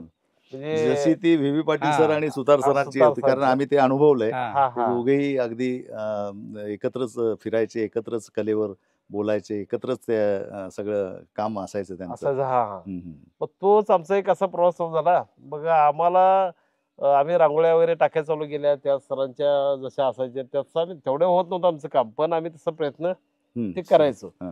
आणि मग आम्हाला अशी आशा असायची की पताडे साहेब कधीतरी येतील आणि आमची वाहवा करतील. हम्म, हम्म. काय हम्म. तर पताडे साहेब यायचे, हम्म. बघायचे सगळं ते, हम्म. पण ते आम्हाला समोर असं कधी हम्म. पोरांनो छान झालं असं ते म्हणायचे नाही. म्हणायचे नाही. मग आम्हाला अजून काय अरे आमचं काहीतरी अजून चुकलंय, अजून काहीतरी accurate आमच्यात अजून पाहिजे. कमी आहे. हम्म, हम्म. आणि सर ते मात्र ती गोष्ट खूप हे असते. म्हणजे हम्म. मी असं म्हणणार नाही हम्म. की लगेच जर एखाद्याची स्तुती केली तर हा. तो हुरळून जाईल. बरोबर आहे. ह्याची कदाचित साहेबांना हे हा, हा. होते, म्हणजे योग्य पताडे ते साहेबांना हा. त्यांना कधी हे होऊन देत, त्याची तयार होऊन देत, हम्म, हम्म. नंतर मग कधीतरी स्तुती करता येईल असं कदाचित असेल, कदाचित हा, असं मला वाटत. हम्म. आणि त्यामुळे आम्ही समोरासमोर त्यांनी आम्हाला कधी असं म्हटलं नाही अरे हे छान झालंच म्हटले, हम्म. पण ते माघारी म्हणायचे अरे ही जोडी चांगली जमलेली आहे हम्म. काय, आणि चांगलं काम करलेत. कुठंतरी आपल्या शाळेचं नाव हे हा रथ पुढे घेऊन नेतील चाललेलं आहे. नेतील म्हणजे जो त्यांनी हम्म. एक मार्क सेट केलाय त्याच्या मागे तर आणणार नाही. आणि हा म्हणजे पहिल्या जोडगडीने हा. जो मार्क सेट केलाय हा. त्याच्या मागे तर आणणार नाही. बरोबर. त्या काळात मग आपले घुगरे सर मुख्याध्यापक मुख्याध्यापक होते. हम्म, हम्म. त्याने आम्हाला प्रोत्साहित केलं. त्याचबरोबर पवार सर हम्म. आले. तर हम्म. ह्या मंडळींनी सर खरोखर आमच्या कलेला हम्म. फार लांब पण नेऊन ठेवलं. ह्या माध्यमातून आम्हाला बरेचसे पुरस्कार सर आम्हाला मिळाले. बर. तर हे 4-5 पुरस्कार म्हणजे जवळजवळ जे आमच्या शाळेसाठी म्हणा किंवा आमच्या हम्म. जडणघडणीमध्ये हम्म, हम्म. आम्हाला काम करण्यासाठी प्रोत्साहित करण्यामध्ये ज्याचा हम्म. वाटा आहे, हम्म, हम्म. तर हे सगळं सर ह्या हे असे संस्थेच्या कोणते कोणते माध्यमात. पुरस्कार आपल्याला मिळाले? आता या ठिकाणी पहिला पुरस्कार आम्हाला इचलकरंजी ललित कलाचा मला त्या ठिकाणी पहिला पुरस्कार मिळाला अच्छा, होता. तो तुम्हाला वैयक्तिक पातळीवर वैयक्तिक पातळीवर मिळाला हा, होता. हा. त्यानंतर असगावकर साहेब हम्म. जे सांगरुळला शिक्षण संस्थापक आहेत, त्यांच्या नावाने एक मागच्या वर्षी मला तो जिल्हास्तरीय एक पुरस्कार मिळाला. हम्म, हम्म. असे त्यानंतर सावंत, दत्तात्रय दत्तात्रय सावंत आमदार होते. हा. कृतिशील शिक्षक पुरस्कार तो एक मिळाला. तो शिक्षक पातळीवर हा मिळाला. शिक्षक पातळीवर मिळाला. हम्म, हम्म. त्यानंतर असे काही पुरस्कार म्हणा किंवा ही अशी काही प्रसंग आता तुम्हीच या ठिकाणी हम्म. हा एक आमचा सन्मानच आहे सर. तुम्ही आम्हाला या ठिकाणी नाही, इन्व्हाइट हे केलं लोकांच्या पर्यंत पोहोचावं लोकांच्या हा आमचा पोचावं. उद्देश आहे. आणि हे कुठेतरी समाज माध्यमात जावं. आणि खरं तर आम्ही ब्लॅकबोर्डची सुरुवात सर, म्हणजे आता हा एक तो विषय राहिलाय हो, आपला. हो. ब्लॅकबोर्डची सुरुवात एकदम अशी म्हणजे ज्यावेळेला आमच्याकडे काही साधन होती, पांढरा खडू हम्म. आणि कोळसा, हम्म. या माध्यमातून मला वाटतं 2007-08 पासून आम्ही ते काम चालू केलं. हम्म. आणि फेसबुक ही जी माध्यम आहे ती हम्म. नंतर आली थोडीशी, मला वाटतं 9-10 नंतर मला वाटतं आलं असं हे. हो, हो. तर त्यावेळेला ते अकाउंट काढून त्याच्यावर मी ते हम्म. टाकणे हम्म. किंवा व्हॉट्सअप हे पण नंतर हो, आलं. हो. त्याच्यामध्ये आम्ही काम करत होतो सर. आणि हे काम बाहेर ज्यावेळेला जायला लागलं हा. त्यावेळेला फळ्यावर कोणतरी वेगळे चित्र काढतोय. हम्म. ते शिवाजी विद्यालयाचे कोणते शिक्षक आहे. हम्म. आणि मग ते सर आमची शाळेचं नाव खूप झालं त्याच्यामध्ये, ह्या ह्याच्यातनं, ह्या त्यानिमित्त. माध्यमातनं. हम्म. आणि मला वाटतं आम्हाला एक संधी मिळाली. आमच्या संघटनेचे जे अध्यक्ष आहेत दादा लाड सर, हम्म. त्याने एक कोल्हापूरला एक कृती सत्र कृती ठेवलं सत्र भरवलं होतं. आणि ते बरं. म्हणाले अरे बाळासाहेब तू इकडे यायला पाहिजे. म्हटलं हम्म. काय तर तू ते काय फळ्यावर काढलास म्हणाले, ती जरा शिक्षकांना दाखवलं आहे. पण ते काय ते करून दे म्हणाले काम, तू एवढं चांगलं काम करतोय. हम्म. सरांचं अक्षरलेखन खूप म्हणजे हा. हस्ताक्षर खूप छान आहे. हा. मी चित्र काढलं तर त्याला सजवायचं काम त्यांनी सर केलं. हे हा. करायचे. हा, हा. आणि तिथं आम्ही गेलो. मग एक 150-200 शिक्षक हम्म. त्यांच्या समोर ते काम करायचं होतं. आणि मग मी त्यांना ती काय पद्धत असते हम्म. ते उलटं काम करायला लागतं. ब्लॅक हो, वर हो. व्हाईट करायचं, मग उलटं होय, काम होय, करायला लागतं. होय, होय. तर हे सर मी त्यांना डेमो त्या ठिकाणी दाखवला. हा. आणि एवढा त्याचा हे झाला सर, हा. तर त्या मला वाटतं त्या महिन्याभरात बऱ्याचशा शिक्षकांनी ते काम त्या हम्म. ठिकाणी चालू केलं. सुरू केलं. हा. आणि हळूहळू ते एवढं झालं ना, आता प्रत्येक शाळेतील कला शिक्षक ब्लॅकबोर्ड रंगवतोय सर. वा. आणि ह्याचं खरं तर हम्म. आम्हाला समाधान आहे. त्याचं श्रेय की तुम्हाला हा द्याल. म्हणजे सुरुवात तुमच्यापासून सुरुवात झाली. ही झाली. हा. म्हणजे आता बरेचसे खूप छान छान चित्रकार आहेत. हा. आम्ही सगळ्यांचा आदर करतोय सर. म्हणजे हम्म. ह्याच्यामध्ये काम करणाऱ्या सगळ्या व्यक्तींचा आदर, प्रश्नच ते नाही. लहान असू देत मोठे असू देत, याच्यामध्ये खूप छान छान कामं आहेत. हम्म. तर आम्हाला काय समाधान आहे की ह्या शाळेनं आम्हाला ती संधी दिली. हम्म. ह्या सगळ्या संस्थातील काही पदाधिकाऱ्यांनी आम्हाला कायम त्याची स्तुती केली. हम्म. आणि त्यामुळे आम्ही आतापर्यंत म्हणजे हे तुमचं चित्र काढेपर्यंतचा हा आमचा प्रवास. म्हणजे तुम्ही येणार म्हटल्यानंतर तुमचं स्वागत आम्ही असं करायचं ठरवलं. हे केवळ आम्हाला अपेक्षित नव्हतं, अनपेक्षित झालं ते. तर हे आणि आम्हाला कुठंतरी व्यक्त व्हायला एक साधन. हम्म. म्हणजे एक 2-2.5 तासामध्ये हे चित्र काढण्याचं आम्ही म्हणजे रात्री काय असेना बसून ते पूर्ण केलं. हम्म. आणि मला वाटते आम्ही आता परवा 26 जानेवारीचा एक बोर्ड सर तुम्ही बघितला असेल तो. हम्म. तर तो खूप गाजला म्हणजे लांबपर्यंत गेला. 26 हम्म. जानेवारीला मी ते एक संकल्पना अशी केली की ती एक कल्पना एक हत्ती आहे. हम्म. हत्तीच्या सोंडेमध्ये इथे राजघटना दिलेली आहे. त्याच्यावर एक फ्लॅग इंडियाचा फ्लॅग घेऊन बसला एक हम्म. सैनिक आहे. हा, हा. अशा प्रकारची एक कल्पना करून आम्ही ते रेखाटन केलं होतं. हम्म. ते पण खूप सुंदर झालं. आवडलं लोकांना. परत आता परवाच्या शिवजयंतीचं एक आम्ही शिवाजी महाराजांचं शंभूराजांचं एक चित्र रेखाटलं. हम्म. हे पण बऱ्याच ठिकाणी समाज माध्यमामध्ये गेलं. हम्म. तर ह्या सगळ्या गोष्टींच्या मध्ये आम्ही कधीही कंटाळावाणा असं येईल म्हणजे आम्हाला कंटाळा आलाय ते काम करणार नाही, कशाला हे करायला पाहिजे किंवा 2 दिवसात ते पुसून जाणार आहे, हम्म. याची कधीही आम्ही सर त्या गोष्टीची आम्ही हे बाळगली नाही. मग आम्हाला काही लोक म्हणायचे अरे कशाला करतोयस तू, ते सगळं पुसून जाणार 2 दिवसानंतर ते त्या ठिकाणी शिपाई त्याच्यावर हा. डस्टर पुसणार आहे किंवा ते कापणार नाही. सर ही गोष्ट क्षणिक जरी असली हम्म. तरी ती चिरंतन या माध्यमातून बरोबर. राहते हम्म. आणि लोकांच्या पर्यंत ती जाते. हम्म. हाच सर ह्या गोष्टीमधला प्रश्न. आनंद आहे. प्रश्न. आणि खरं तर हाच ह्याच्यापेक्षाही पुढचा आनंद कुठला आहे, हम्म. लहान लहान मुलं त्या फळ्यासमोर येतात किंवा हम्म. ब्लॅकबोर्ड समोर येतात आणि ते बघतात. बघतात. हा. तर त्यांच्यामध्ये एक चित्रकार म्हणून हम्म. जाणीव निर्माण करून देण्याचं काम हम्म. जे आम्ही दोघांजण करतो. म्हणजे हे कुठली गोष्ट अनुकरणाशिवाय होत नाही. होत नाही. बरोबर. लहान कारण मुलंच लहान मुलं अनुकरण ते करत अनुकरण असतात. करतात आणि बरोबर. त्यांना वाटायला लागते की अरे आपण ह्याच्यामध्ये काहीतरी करायला पाहिजे. हम्म. काय. हम्म. तर हा एक आमचा असा प्रयत्न असतोय. हम्म. ती किती काळ टिकतंय किंवा ती टिकणार नाही याची हम्म. गोष्ट आम्ही कधी ती सर बाळगली नाही किंवा याच्यामध्ये आम्ही ज्यादा डिवोशन म्हणजे आम्ही पण हैदराबादचे एक मित्राचा परवा मला फोन आला बर. आणि तो बोला अरे आप इतना क्यों काम करते, इतना हम्म. डिवोशन करके इतना काम क्यों करते. हम्म. तो मैं बोला नहीं वो हम हमारे स्कूल के लिए बनाते हैं, बच्चे के लिए बनाते हैं. हम्म. यहाँ से हमें जो आनंद मिलता है हम्म. उससे ज्यादा कुछ आनंद हमें नहीं बिल्कुल. मिलता है. बिल्कुल. और एक हमारे स्कूल का जो दर्शनी पार्ट है, हम्म. जो बाहर के लोग जो आते हैं हम्म. स्कूल में, तो देख के हमें वो बोल देते कि क्या स्कूल है, इतना बढ़िया काम चल रहा है. आणि हे त्यांना मला सांगितलं तर ते म्हणाले सर तुम्ही ग्रेट आहे. सर खरोखरच म्हणजे आता आम्ही आमची स्तुती करत नाही, परंतु हे जे माध्यम आहे ना त्या माध्यमातून आम्ही या ठिकाणी समाजाच्या वेगवेगळ्या स्तरापर्यंत पोहोचलो. हे केल्यामुळे कसं मुलं बघत राहतात, हो, हो. अनुकरण करत राहतात हो, हो, हो. आणि त्याचा फायदा आम्हाला एलिमेंटरी मनात चेतना जागृत चेतना होते, जागृत. देशप्रेम जागृत होतं. जागृत केवढं होते. मोठं काम आहे. हा. हजारो शब्द जे काम करत नाही ते एक चित्र काम करतं. आणि चांगल्या वेगवेगळ्या स्पर्धेमध्ये मुलं आमची म्हणजे चांगल्या क्रमांकानं उत्तीर्ण आहेत, उत्तीर्ण चांगल्या आहेत. श्रेणीमध्ये आहेत. आता एक गोष्ट आहे सर, हा. तुमच्याकडे मी मागणी न करता तुम्ही माझं सुंदर चित्र बनवलं, Yes, sir. पण मी आमच्या प्रेक्षकांसाठी तुमच्याकडे एक मागणी करणार आहे. Yes, ती yes, म्हणजे sir. तुमची थोडीशी कला या Yes. निमित्ताने सादर व्हावी, Yes, sir. Yes, sir. जेणेकरून आमच्या प्रेक्षकांना त्याचा आस्वाद लुटता यावा. आणि ठीक आहे, आपण sir. जे काही एवढ्या विषयावर बोलतोय Yes, yes, sir. ते नुसतंच बोलाचा भात बोलाचा नाही भात, हा, आहे. yes, तर ते yes. त्यांना हा, कळावं. कळावं, त्यामुळे हा. माझी विनंती आहे की काहीतरी तुम्ही सादर करावं. Yes, sir. मी या ठिकाणी सर बासरीवर एक थोडा आलाप या ठिकाणी मी सादर करणार आहे. तो खासच म्हणजे आपल्या टीमसाठी आहे, गुड. थँक्यू. माझ्या सर्व मित्रांसाठी आहे, माझ्या सर्व समाजातील मला कायम प्रेरित करणाऱ्या व्यक्तींसाठी आहे, ज्यांनी मला इथपर्यंत आणून सोडलं किंवा माझे आई वडील असतील या सगळ्यांसाठी आहे. माझी फॅमिली याच्यामध्ये सर खरोखरच त्यांनी म्हणजे कितीतरी बासऱ्या खरेदी केल्या, हा. त्यात माझ्या म्हणजे त्यांचं कधी नाव नाही किंवा तू ही काय आणले, तर हे सर सगळं म्हणजे 1,00,000, 1,50,000, 2 लाखाचं मटेरियल माझ्याकडे आता आहे. माझ्या इन्स्ट्रुमेंटवरचं एवढं माझं प्रेम आहे ना, मी काय म्हणजे त्याच्यामध्ये कधीच हे करत नाही. ते किती किंमतीचं या आहे. तुमच्या प्रवासामध्ये ज्या कोणी हा. अगदी हत्तीचा वाटा किंवा खारीचा वाटा आहे. सपोर्ट केलाय बरोबर. त्या सगळ्यांना समर्पित समर्पित म्हणून काहीतरी एक या होऊन जाऊ ठिकाणी, द्या. मी एक सर या ठिकाणी थोडा आलाप या ठिकाणी वाजवतो, ते चालेल. सर तुम्ही त्याचा आस्वाद घ्यावा.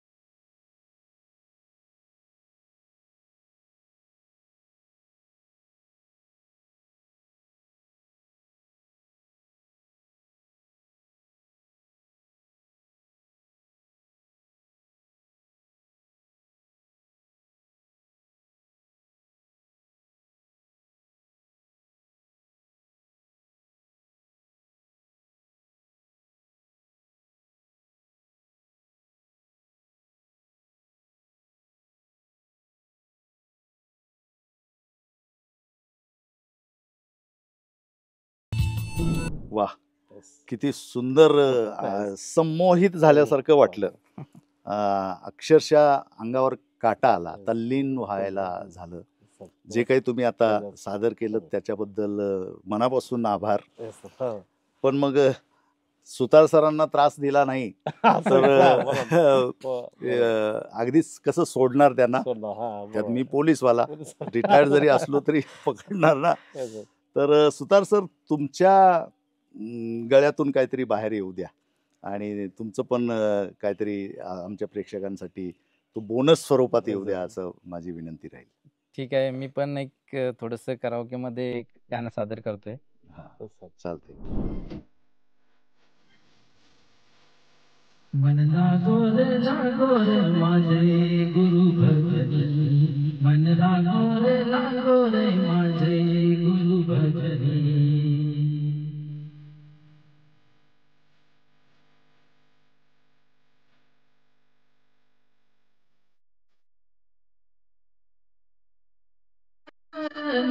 रत्ना माझ्या कीर्तनी, गुरु दत्ताच्या चरणी, रत्ना माझ्या कीर्तनी, गुरु भक्तीच्या पूजन.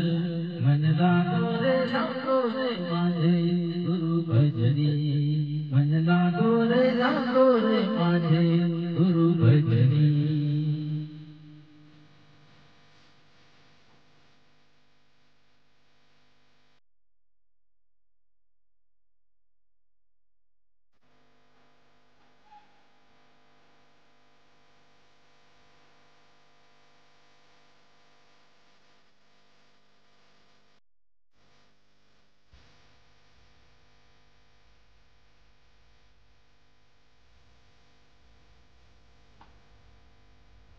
गुरु माझे दत्त दिगंबर, गुरु माझे दत्त दिगंबर, गुरु माझे दत्त दिगंबर, गुरु माझे दत्त दिगंबर. ब्रह्मा विष्णू तोची महेश्वर, तोची महेश्वर, ब्रह्मा विष्णू तोची महेश्वर, तोची महेश्वर. मन लागो रे मन लागो रे मन लागो रे मन लागो रे मन लागो रे मे गुरु भजनी, मन लागो रे माझे गुरु भजनी. वा, सुंदर, अतिशय धन्यवाद. सुंदर. धन्यवाद. आता ह्याची मदत घेऊन तुम्ही सादर केलं त्या कराओके. जे काही आवाज आहे तो, हा, असं काही अजून तुमच्या ह्याच्याशिवाय बाबा कशाची मदत न घेता असं काही तुम्हाला वाटलं की अजूनही मला काहीतरी एखादं कडवं गाऊन दाखवावं असं वाटतं, तर त्यालाही आमचं इर्षाद काय म्हणतात तो तसं बरोबर. तर तुमची इच्छा असेल तर तसंही एखादं छोटंसं सादर केलं तर आवडेल आमच्या प्रेक्षकांना. एखादं लोकगीत किंवा असं काही.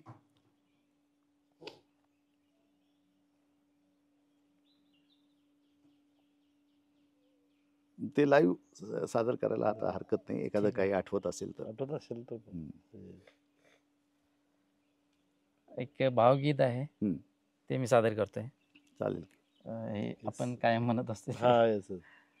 हे चिंचेचे झाड दिसे मझ चिनार वृक्षा परी, दिसशी तू दिसशी तू दिसशी तू नवतरुणी काश्मीरी. हे चिंचेचे झाड दिसे मझ चिनार वृक्षा परी, दिसशी तू दिसशी तू दिसशी तू नवतरुणी काश्मीरी. हे चिंचेचे झाड. ठीक आहे. धन्यवाद. मस्त, Thank you. सुंदर. आता आम्हाला कळलंय तुमच्या कलेचं काय राज आहे ते, कारण तुमच्या समोर ते काश्मीरी आहे ना, तुम्ही त्या कलेकडे त्याच नजरेतून बघताय म्हणून तुम्ही विनोदाचा भाग सोडून द्या, पण छान वाटलं, सुंदर हे वाटलं. कलेच्या ह्या विश्वात आता तुम्ही जी काही स्वैर दौड चालवली आहे त्याचा आनंद तर तुम्ही घेताय. नवीन विद्यार्थ्यांना तुम्ही काय सल्ला द्याल की बाबा कलेकडे कशा नजरेने पाहायला हवं, कला कशी आत्मसात करायला हवी, त्यासाठी लागणारी एकाग्रता, त्यासाठी लागणारं सातत्य, याबद्दल तुम्ही काय सल्ला द्याल? जर एखाद्याला समजा त्यालाही अनुभूती आली आहे की मला काहीतरी ताल गवसतायत, सूर गवसतायत, माझ्यात पण काहीतरी आहे असं वाटतंय, तर त्याने त्याची मर्यादा कशी ओळखावी आणि त्याच्यातली ताकद पण कशी ओळखावी? कारण बऱ्याचदा समजा मला पण वाटतंय मी गातोय असं, पण ते मला वाटणं आणि इतरांना वाटणं याच्यामध्ये मग ते निकष कसे आहेत की बाबा माझा खरोखर मी हे याला योग्य आहे, या कलेला वाहून घ्यायला, ही माझ्या गळ्याला मर्यादा आहेत, माझ्या हाताच्या स्ट्रोकला मर्यादा आहेत, हे समजून घ्यायला पाहिजेत. आणि मग त्याच्यात विनाकारण म्हणजे लोकांना त्रास होईल असं टाळायचं. तर ते काय असे काही मार्क्स आहेत का की बाबा हे याच्यावर हे करायला पाहिजे असं त्यांच्यासाठी काही सल्ला? सर आता आम्ही विद्यार्थ्यांसमोर असतोय, विद्यार्थ्यांची कुवत आम्हाला म्हणजे सर्वसाधारण कळते किंवा काय आहे. तर विद्यार्थ्यांना आम्ही कायम सांगत असतो की या ठिकाणी आवड आहे तर त्याला तुम्हाला वेळ काढावा लागेल आणि सराव करावा लागेल. म्हणून आम्ही जे आम्हाला 25, 30 किंवा 40 विद्यार्थ्यांच्या मध्ये 4-5 विद्यार्थी असतील तर त्या विद्यार्थ्यांना आम्ही बाजूला घेतो आणि त्यांना मग परत प्रेरित करतो. अरे हे तुम्हाला असं शॉर्टकट वगैरे ह्या गोष्टी ह्याच्यामध्ये नाहीत. तर त्याच्यासाठी आम्ही मग त्याला कामं देतो की हे तू असं करायला पाहिजे, बरोबर, आणि हे सातत्य ठेवायला पाहिजे. मग त्याला गायडन्स करायची आमची तयारी असते. मग त्याला आम्ही सेपरेट सुद्धा देखील या ठिकाणी त्याला मार्गदर्शन करतो. आणि मुलांच्या मध्ये जे सुप्त गुण आहेत अशा मुलांना आम्ही मग आमच्याकडे प्रार्थना असते, तर प्रार्थनेला जी वाजवणारी मुलं जी आहेत तर त्या मुलांना मी समोर घेतो. आता ती मला वाटतं व्ही पाटील सरांच्या पासूनची ती परंपरा आहे. तर गाणं सगळ्या मुलांनी म्हणायला पाहिजेत असं आमचा पहिल्यापासूनचा हे आहे की तो नियमच आहे. 26 जानेवारी 15 ऑगस्टला सर्व मुलांनी गाणं म्हणायचं, कुणी त्या ठिकाणी फक्त ग्रुपनं म्हणायचं असं आमच्याकडे विषय नाही. पण ते सगळ्या वर्गात जाऊन आम्हाला ते गाणं मुलांच्या समोर करून घ्यायला लागतं, मुलं त्याच्यामध्ये सामील करून घ्यायला लागतात. आणि मग त्याच्यातून आम्ही काही मुलं हेरून त्यांना मग आमच्या पद्धतीने आम्ही त्यांना मार्गदर्शन करतो. वाद्यांचं असून देत, म्हणजे हार्मोनियम असेल, ट्रिपल असेल, जसं पाटील सर घेत होते त्याप्रमाणे ढोल असेल, तर त्यांना मग सेपरेट असं स्वतंत्र सराव घेऊन मग ते प्रार्थनेला ती मुलं त्या ठिकाणी पुढे येतात.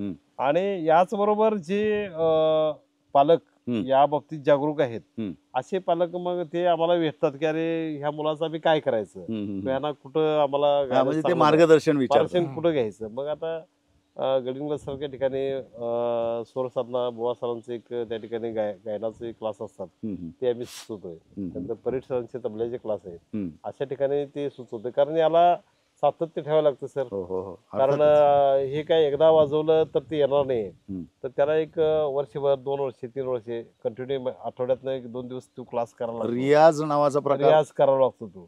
आमचे परीट सर म्हणायचे रियाज करोगे तो राज करोगे. बिलकुल. आणि मग त्या मुलांना आम्ही तिकडे हे करतो, त्या ठिकाणी तुम्ही जावा, प्रशिक्षण घ्या.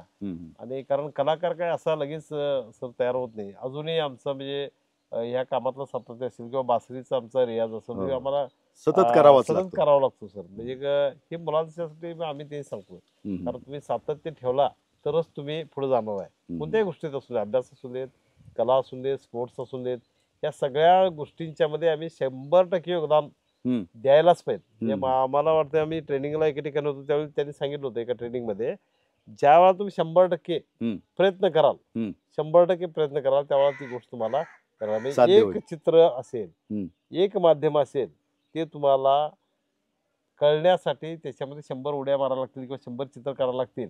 आणि हे झाल्यानंतर तुम्हाला कळेल की आपल्यामध्ये काहीतरी उतरलेलं. सुरेश वाडकर साहेबांचं एका मुलाखतीत मी एक वाक्य ऐकलं होतं, म्हणजे त्याचं मला स्पेसिफिक आकडा माहिती नाही, पण ते बोलले होते की लता दीदींचं गाणं ते किमान 1000 वेळा ऐकायचे.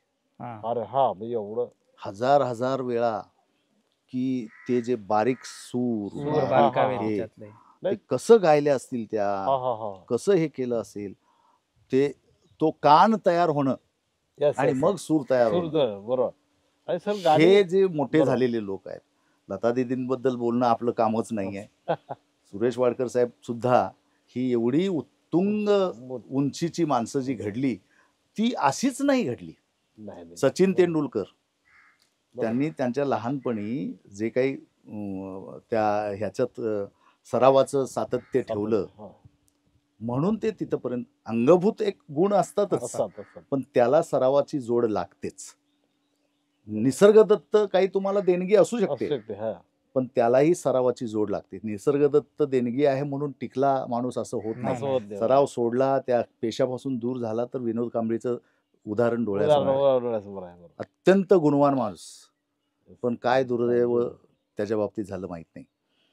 तर सराव हाच एक मला वाटतं हा त्याला म्हणजे सगळ्यात ह्या यशाचा सगळ्यात जो मार्ग आहे हम्म. तो सरावाचा तो आहे. तुमच्या चित्रकलेच्या बाबतीत सुद्धा सगळ्या आहे, सगळ्या सगळ्या- चित्रकला म्हणजे कोणतेही कोणतीही क्षेत्र असू कलेतली देत. कोणतीही बाब आता असू. अक्षरावरून निघालं वळणदार अक्षर. Yes, sir. आणि तुम्ही पण मला एका व्यक्तीचं हे दिलंय. हा हा हा हा. प्रकाश तर पाटील वळणदार बोला. अक्षर सरांचं आहे. हा, तर हा. वळणदार अक्षर एखाद्या विद्यार्थ्यांनी आत्मसात करायचं असेल तर त्याने काय करायला पाहिजे? त्याने आता सरांनी म्हटलं हम्म. प्रॅक्टिस. हम्म. आमचे पवार सर म्हणाले practice makes man perfect. Perfect, right. तर सराव याच्यामध्ये महत्वाचाच आहे. हम्म. सरावाशिवाय काही आपण साध्य करू शकत नाही. त्याच्यामध्ये त्याच्यामध्ये सर बारकावे स्ट्रोक उभ्या रेषा, उभ्या रेषा असतात. आडव्या रेषा, हम्म. कर्व, ते पण एक शास्त्रच आहे. हा. शास्त्र आहे, शास्त्र आहे. हो कुठल्याही गोष्टीला विज्ञानच आहे असं म्हणूया आपण. विज्ञान आहे हा. म्हणजे ते त्याच प्रमाणात व्हायला पाहिजेत. हम्म. हा, म्हणजे तसं झालं तर ते म्हणजे उभी रेषा ही उभी रेषा तुमची हम्म. 100 वेळा जशी कला- पहिल्यांदा मारली हम्म. तशी शेवटी 100व्या उभी- क्रमांकावर तशीच उभी रेषा उभी रेषा आली. आली आली पाहिजे. मग हा सराव व्यवस्थित झाला हा. तर तुमचं अक्षर मुलांना सुधारायला हे अगदी मदत केव्हा व्हायला होते. पाहिजे सर म्हणजे पहिली दुसरी तिसरी हे जो खालचा एकदम प्रायमरीचा बेस आहे हम्म. त्या ठिकाणी ह्या उभ्या रेषा गोल अर्धगोल हा, हा. तिरप्या रेषा हा, हा. ह्यासाठी एक स्वतंत्र वय जर झाली हम्म. तर त्या मुलग्याचं मुलीचं अक्षर कधी चुकीचं येणार नाही. हम्म. मात्र हे त्या वयोगटात नाही झालं हम्म. तर त्याचं ते नंतर नॅचरली पुढे कधीही हा. जमणार नाही. बरोबर आहे. बरोबर. आता हे एक असं उदाहरण आहे सर म्हणजे काही शाळांच्या मध्ये तो प्रयोग चालू आहे हम्म. त्यात तेथील मुलांची अक्षरं खूप सुंदर आहेत म्हणजे हम्म. हा खरं तर सरावाचा भाग आहे ते लहानपणापासून आपल्याला मिळायला पाहिजे. आता हा, बोला. आम्ही देखील मुलांना म्हणजे यासाठी अशाच प्रकारचे ज्यांचं अक्षर खराब आहे हम्म, हम्म. त्या मुलांना मी स्वतंत्र वेळी घालून त्या ठिकाणी अशा प्रकारच्या रेषा Practice मारणे, करायला practice हम्म, करणे. प्रॅक्टिस.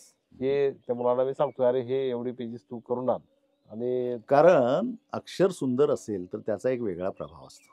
येस सर तुमचे संवाद सुंदर असतील तर त्याचा एक वेगळा प्रभाव असतो. तुमची भाषा जर कर्णमधुर असेल तर त्याचा एक वेगळा हो, प्रभाव हो. असतो. तुमचं भाषेचं ज्ञान कमी असू द्या पण तुमचं उच्चारण जर कर्णमधुर असेल तर त्याचा एक वेगळा प्रभाव असतो. हो. बरोबर की नाही? जसं तुम्ही तुमच्यामध्ये स्पार्क बघितला व्ही. पाटील सर किंवा सुतार सर वगैरे हो. यांनी, तसं तुम्हाला तुमच्या पुढे म्हणजे तुमची जागा घेण्यासाठी म्हणून नव्हे पण नाही, हा. आत्ताच्या या विद्यार्थ्यांमध्ये असं काही एखादं नाव घेण्यासारखं मुलं दिसत आहेत आहे नवीन नाही सर, पिढीमध्ये? म्हणजे आमच्यात आहेत. होऊन गेलेली पण काही मुलं आहेत हा, हा. ते आता बाहेरच्या क्षेत्रामध्ये मल्टीमीडिया जे आहे आपल्याकडे हम्म, हम्म. अॅनिमेशन वगैरे भाग आहे हा. त्यामध्ये काही मुलं काम करत आहेत. बरेचसे विद्यार्थी आता मग त्या क्षेत्रामध्ये चित्रकार असणं किंवा रांगोळीकार असणं ते हे करणं आता तुम्ही म्हणालात त्या ह्याच्यामध्ये इंटरनेटवर आणि हा, ह्याच्यावर हा. त्याचा काय त्यांना उपयोग होतो म्हणजे ग्राफिक्सला आणि हे करायला? कारण मग हा. एक हा, तुम्हाला तो दृष्टी प्रदान होते ना, दृष्टी प्रदान सेन्स होते जो रंगाचा आहे आकारांचा आहे तो तो त्यांना इथून कामाला गेल्यापासून कामाला खूप कामाला म्हणजे कंपोजिशनचा जो भाग आहे आता या ठिकाणी कॅमेरा आपला चालू आहे हम्म, हम्म, फोटोग्राफरला ते कंपोजिशन कसं करायचं आहे हम्म, हम्म, त्या ठिकाणी त्याला ते तो कंपोजिशनचा भाग आहे. हम्म, त्याच्यामध्ये लाइटिंगचा भाग आला हम्म. म्हणजे तुमचे जे चेहऱ्यावरचे लाईट कसे पडले ते बरोबर आहेत का नाही बरोबर आहे की. म्हणजे ते चित्राला नंतरच्या व्हिडिओमध्ये चांगले दिसणार आहेत का नाही हम्म. हे जसं या ठिकाणी व्हिडिओ वापर त्या ठिकाणी त्यांना ते माहित असतं हम्म, हम्म. ती पहिली दृष्टी चित्रकाराचीच असते. बरोबर. त्याला आपण आर्ट डायरेक्शन असं म्हणू. हम्म. आता बऱ्याचशा फिल्ममध्ये कला दिग्दर्शन हा भाग सर वेगळा आहे. असतो. बरोबर. जसा नृत्य दिग्दर्शन आहे तसं कला दिग्दर्शन म्हणजे तिथं काय नेमकं पाहिजे हम्म, हम्म. वेशभूषा ती वेगळी असते. ते वेगळं. पण कला दिग्दर्शन म्हणजे काय आहे तर त्याला कुठल्या प्रकारचा शेट लावायला पाहिजेत त्याला बॅकग्राऊंड कोणत्या पाहिजेत त्या ठिकाणी ते कुठल्या ठिकाणी घ्यायला आणि shoot ते करायला पाहिजे. वास्तववादी कसं वाटेल वाटेल. जसंच्या तसं आहे असं हा, कसं वाटेल याच्यामध्ये सर हे आर्टिस्ट लोक काम करतात. म्हणजे आता आमच्यामधलं ती आपण म्हणतोय, रंगसंगती असेल हा, आणि yes, ते yes. सगळं केवळ चित्र ही एक चित्रकलेपुरतीच भाग किंवा ही मरे- गोष्ट मर्यादित नाही, हम्म. तर ही म्हणजे वेगवेगळ्या हा क्षेत्रामध्ये व्यासंग त्यांना अर्थार्जनासाठी सुद्धा आहे. उपयोग आहे. म्हणजे बरोबर. त्या क्षेत्रात संधी उपलब्ध संधी करून उपलब्ध करतात. चित्रकला या आणि विषयाचा सर- टच जो आहे हम्म. ते सगळ्या सगळ्या विषयाविषयी विषयाला आहे आहे. सर. म्हणजे आता मी असं म्हणत नाही, संगीत क्षेत्र असू देत, हम्म. नाट्य असू देत, हा. चित्रामधल्या ज्या गोष्टी आहेत, म्हणजे प्रमाण असेल, ताल तोल, छटा, लय हा. लय वगैरे असेल, हम्म. लयबद्धता असेल, ह्या हम्म. सगळ्या गोष्टी आहेत ना, हम्म. रंगसंगती आहे. मग कुठं काय मिक्स करायला पाहिजेत, म्हणजे हम्म. आपण म्हणतो ना, म्हणजे हम्म. आता सर्वसाधारण आपण मग असं म्हणूया की एक फिलन आहे, हम्म. तर फिलनचा ड्रेस हा हिरो सारखा असणारच नाही ना. नाही बरोबर. तिथं कोण काम करणार आहे, चित्रकारच काम करणार आहे. ह्याला कसा तो ते रंगवायचा, व्यक्तिमत्व हा. व्यक्तिमत्व कसं कसं बदलायचं, बनवायचं? हे दिसायला दिसायला पाहिजे. आणि तो 100% अधोरेखित झालं पाहिजे की हा खलनायक आहे खलनायक आहे. हा. आणि हा नायक आहे किंवा Yes. हा साधा माणूस आहे. हे बरोबर. सगळं त्याच्या ह्याच्यावर आहे. हा, म्हणजे हा जसा आपल्या चित्रामध्ये भाग आहे, तसं तो वेगवेगळ्या क्षेत्रामध्ये तो बदलत गेलेला आहे. हम्म. तिथं ते चित्रकार काम करत असतात. म्हणजे त्याला हे दाखवल्याशिवाय त्या ठिकाणी म्हणजे एक बाजू ब्लॅक असल्याशिवाय दुसरी ब्राईट होणार नाही, अगदी बरोबर आहे ना. म्हणजे हम्म. हे प्रमाण जे आहे हो, ते हो. प्रमाण दाखवण्याचं काम हे चित्रकार करत करत असतो. असतो. आणि खूप संधी आहे सर ह्या आत्ताच्या तर ह्याच्यामध्ये. चित्रकार म्हणून असेल किंवा तुम्हाला ॲनिमेशन मध्ये असेल, हम्म. आता बऱ्याचशा या ठिकाणी वेगवेगळ्या अकॅडमी आहेत ॲनिमेशन मध्ये काम करणाऱ्या. हो हो तर आम्ही नवीन पिढीला काय म्हणतो की चित्र तुम्ही केवळ डायरेक्ट म्हणजे एखाद्या कम्प्युटरचं टूल्स वगैरे वापरून तुम्ही चित्र बनवू शकाल, हम्म. परंतु त्याच्यामध्ये जी बेसिक नॉलेज पाहिजे बरोबर चित्रकलेचं, हा. कंपोजिशन असेल, रंगसंगती असेल, प्रमाण असेल, ह्या गोष्टी जर मुलांच्याकडे पहिल्यांदा जर आल्या हम्म. तर त्या ठिकाणी ते काम अधिक तिथं अधिक चांगलं होतं. चांगलं होईल. चांगलं बरोबर. होतं. म्हणून आम्ही मुलांना पहिल्यांदा काय म्हणतो की त्या ह्याच्याकडे जातो. मूळ शिकून घ्या. मूळ शिकून घ्या तुम्ही. बेसिक एक ड्रॉइंगचा पहिल्या वर्षीचा कोर्स आहे, फाउंडेशन, हम्म. तो तुम्ही करा किंवा ते 2 वर्ष करा, हम्म. एलिमेंटरी इंटरपर्यंत करा, हम्म. आणि मग तुम्ही ॲनिमेशन कडे जावा. ज्यावेळा तुम्ही हे करून जाल हम्म. त्यावेळेला 100% तुम्हाला तुमचं नाव त्या ठिकाणी तुमच्या कामाच्या माध्यमातून ते हम्म. मोठं करता तयार येईल, झालेलं तयार होईल. हम्म. आणि अशी बरीचशी आमच्यातली मुलं, आमचे विद्यार्थी आता काम करतात, त्यांना आता म्हणजे चांगले पॅकेजेस वगैरे आहेत. हम्म. म्हणजे हे आमचे अभिमानाची गोष्ट आहे सर. म्हणजे बऱ्याच वेळेला या क्षेत्राकडे बघण्याचा अजूनही दृष्टिकोन हा. पालकांचा हा, तितका गंभीर नाही. गंभीर नाही. म्हणजे त्यांना वाटतं की अरे हे काय असंच आहे, हे छंदपंदी काम आहे. त्यांच्यामध्ये काम आहे, वर्ग वाया जाईल, चित्र काढत बसेल. हा, हा. परंतु आता मीडिया सगळा बदललेला आहे, हो हो हो. आणि याच्याशिवाय आता आपल्याला पर्याय नाही. हे गोष्ट आठवला म्हणून प्रश्न विचारतो आणि आपण आता समारोपाकडे येऊया. प्रश्न असा आठवला की आपण ग्रामीण भागात काम करतो. Yes, sir. शहरी भागात सगळी उपकरणं सगळं हे उपलब्ध असतात. हा. संधी पण उपलब्ध असतात, व्यासपीठं पण उपलब्ध असतात. मग त्या पार्श्वभूमीवर ग्रामीण भागातल्या विद्यार्थ्यांना कोणत्या अडथळ्यांना सामोरं जावं लागतंय असं तुमचं मत आहे? Yes, sir. आता सर ह्या एवढ्या फास्ट ह्याच्यामध्ये गेल्या युगामध्ये. 4-5 वर्षामध्ये हम्म. एवढा बदल झालाय. आपल्याकडे आता अमेझॉन आहे, फ्लिपकार्ट आहे, हा हा, सगळं अवेलेबल. अवेलेबल झालेलं आहे सर. आता Online च मुलांना available. म्हटलं की हा. अरे आम्हाला अशा प्रकारचे रंग तुम्हाला पाहिजेत. हा. आता ह्या गोष्टी एवढ्या आणि खर्च करण्याची आताच्या विद्यार्थ्यांची जी सवय आहे, ते पालक पण त्यांना काय प्रोत्साहन देत असतात. प्रोत्साहन देतात आणि कमी करत नाहीत. हम्म, आता आम्ही म्हटलं अरे अशा प्रकारचे रंग पाहिजेत, हम्म. ते पालकांनाच म्हणतात की बाबा हे तुम्ही अमेझॉनवर आम्हाला मागवा. मागवा, आता हा. कोल्हापूरला आम्हाला जायला वेळ नाही. म्हणजे आता शहर आणि ग्रामीण भाग असा असा भाग काही असा फरक राहिलेला राहिला नाही. नाही. फरक राहिला झालं नाही. ते वस्तूंच्या उपलब्धतेवर वस्तू हा. हा व्यासपीठ म्हणजे व्यासपीठ. जिथं जिथं आपल्याला कला हा, सादर कला करता येईल हम्म. किंवा हे करता येईल. Yes, sir. आता जसं सर गातात चांगले, हा, तर एखाद्या मुलाचा गळा चांगला आहे. बरोबर. शहरी भागात वेगवेगळे चॅनल्स पण हे करत हा, असतात. बरोबर. तुम्ही बरीचशी बघितली असाल आणि मग तिथे त्यांना संधी मिळते. सर, आपल्या ह्याच्यात काय तसं आता काय झालंय म्हणजे आता म्हणजे सत्य असं आहे की हा. व्हॉट्सअप माध्यम आहे, हम्म. स्टेटस माध्यम आहे, हो ते पण आहे. हे सर एवढं पुढे गेलंय की त्यांना छोटस स्वतःचीच हे क्लिप काढून इंस्टाग्राम आहे सर. व्हायरल करून आमच्यापेक्षा लोकं. आमचे विद्यार्थी स्केचिंग करून त्याचे व्हिडिओ करून ते इंस्टाग्रामवर टाकायला सर. टाकतात. ते म्हणतात सर तुम्ही कुठे आहे अजून, म्हणजे आम्हाला दिसत नाही. तंत्रज्ञान तंत्रज्ञान बदललेलं आहे. म्हणजे तंत्रज्ञान आता आम्हाला असं व्यासपीठ नावाची गोष्ट फार लांब नाही सर. म्हणजे ती नाही. आता आणि एक उदाहरण आठवलं, हा एक काचा बदाम नावाचं एक गाणं प्रसिद्ध हम्म. झालं होतं. हा काचा हा बदाम. yes, हा. हा, तर ते बदाम काहीतरी विक्रेता होता विक्रेता हा येस आणि ते, जसं फळ विक्रेता किंवा कोणी लोकांना आकर्षित करण्यासाठी काहीतरी बोलायचं म्हणून हा. बोलतात, तसं तो गायचा आणि ते कोणीतरी शूट केलं आणि ते एवढं व्हायरल झालं की त्याला प्रचंड प्रसिद्धी मिळाली. तशीच एक रानूबाई की काय रानू की कोणतरी ती रेल्वेवर रानू भिक्षा मागून खाणारी बाई, पण तिचा आवाज इतका सुंदर होता आणि तिला मग व्यासपीठ मिळालं आणि तिचं आयुष्य बदलून गेलं. म्हणजे आत्ताचं हे तंत्रज्ञान व्हॉट्सअप असेल म्हणजे वेगाने तुमची कला लोकांच्या पर्यंत योग्य त्या माणसापर्यंत पोहोचवण्याची हे उपलब्ध आहेत. त्यामुळे आता तो न्यूनगंड बाळगायची गरज नाही. अरे मी तर खेड्यातला माणूस आहे, माझं कसं काय. फक्त तुमच्यात हिंमत पाहिजे, तुमच्यातली कला तुम्हाला लोकांच्या समोर आणण्याची ती वृत्ती पाहिजे. लाजून लपून काही होणार असं आहे ना. नाही. तर सर या ठिकाणी मला वाटतंय तुम्ही बराच वेळा ह्या माध्यमावर आमच्या चित्रकलेच्या वेगवेगळ्या क्षेत्राच्या गोष्टीवर चर्चा आपण केलेली आहे. तर खरं तर आम्ही एवढं दिलखुलास कधी यावरती गप्पा मारले नाहीत.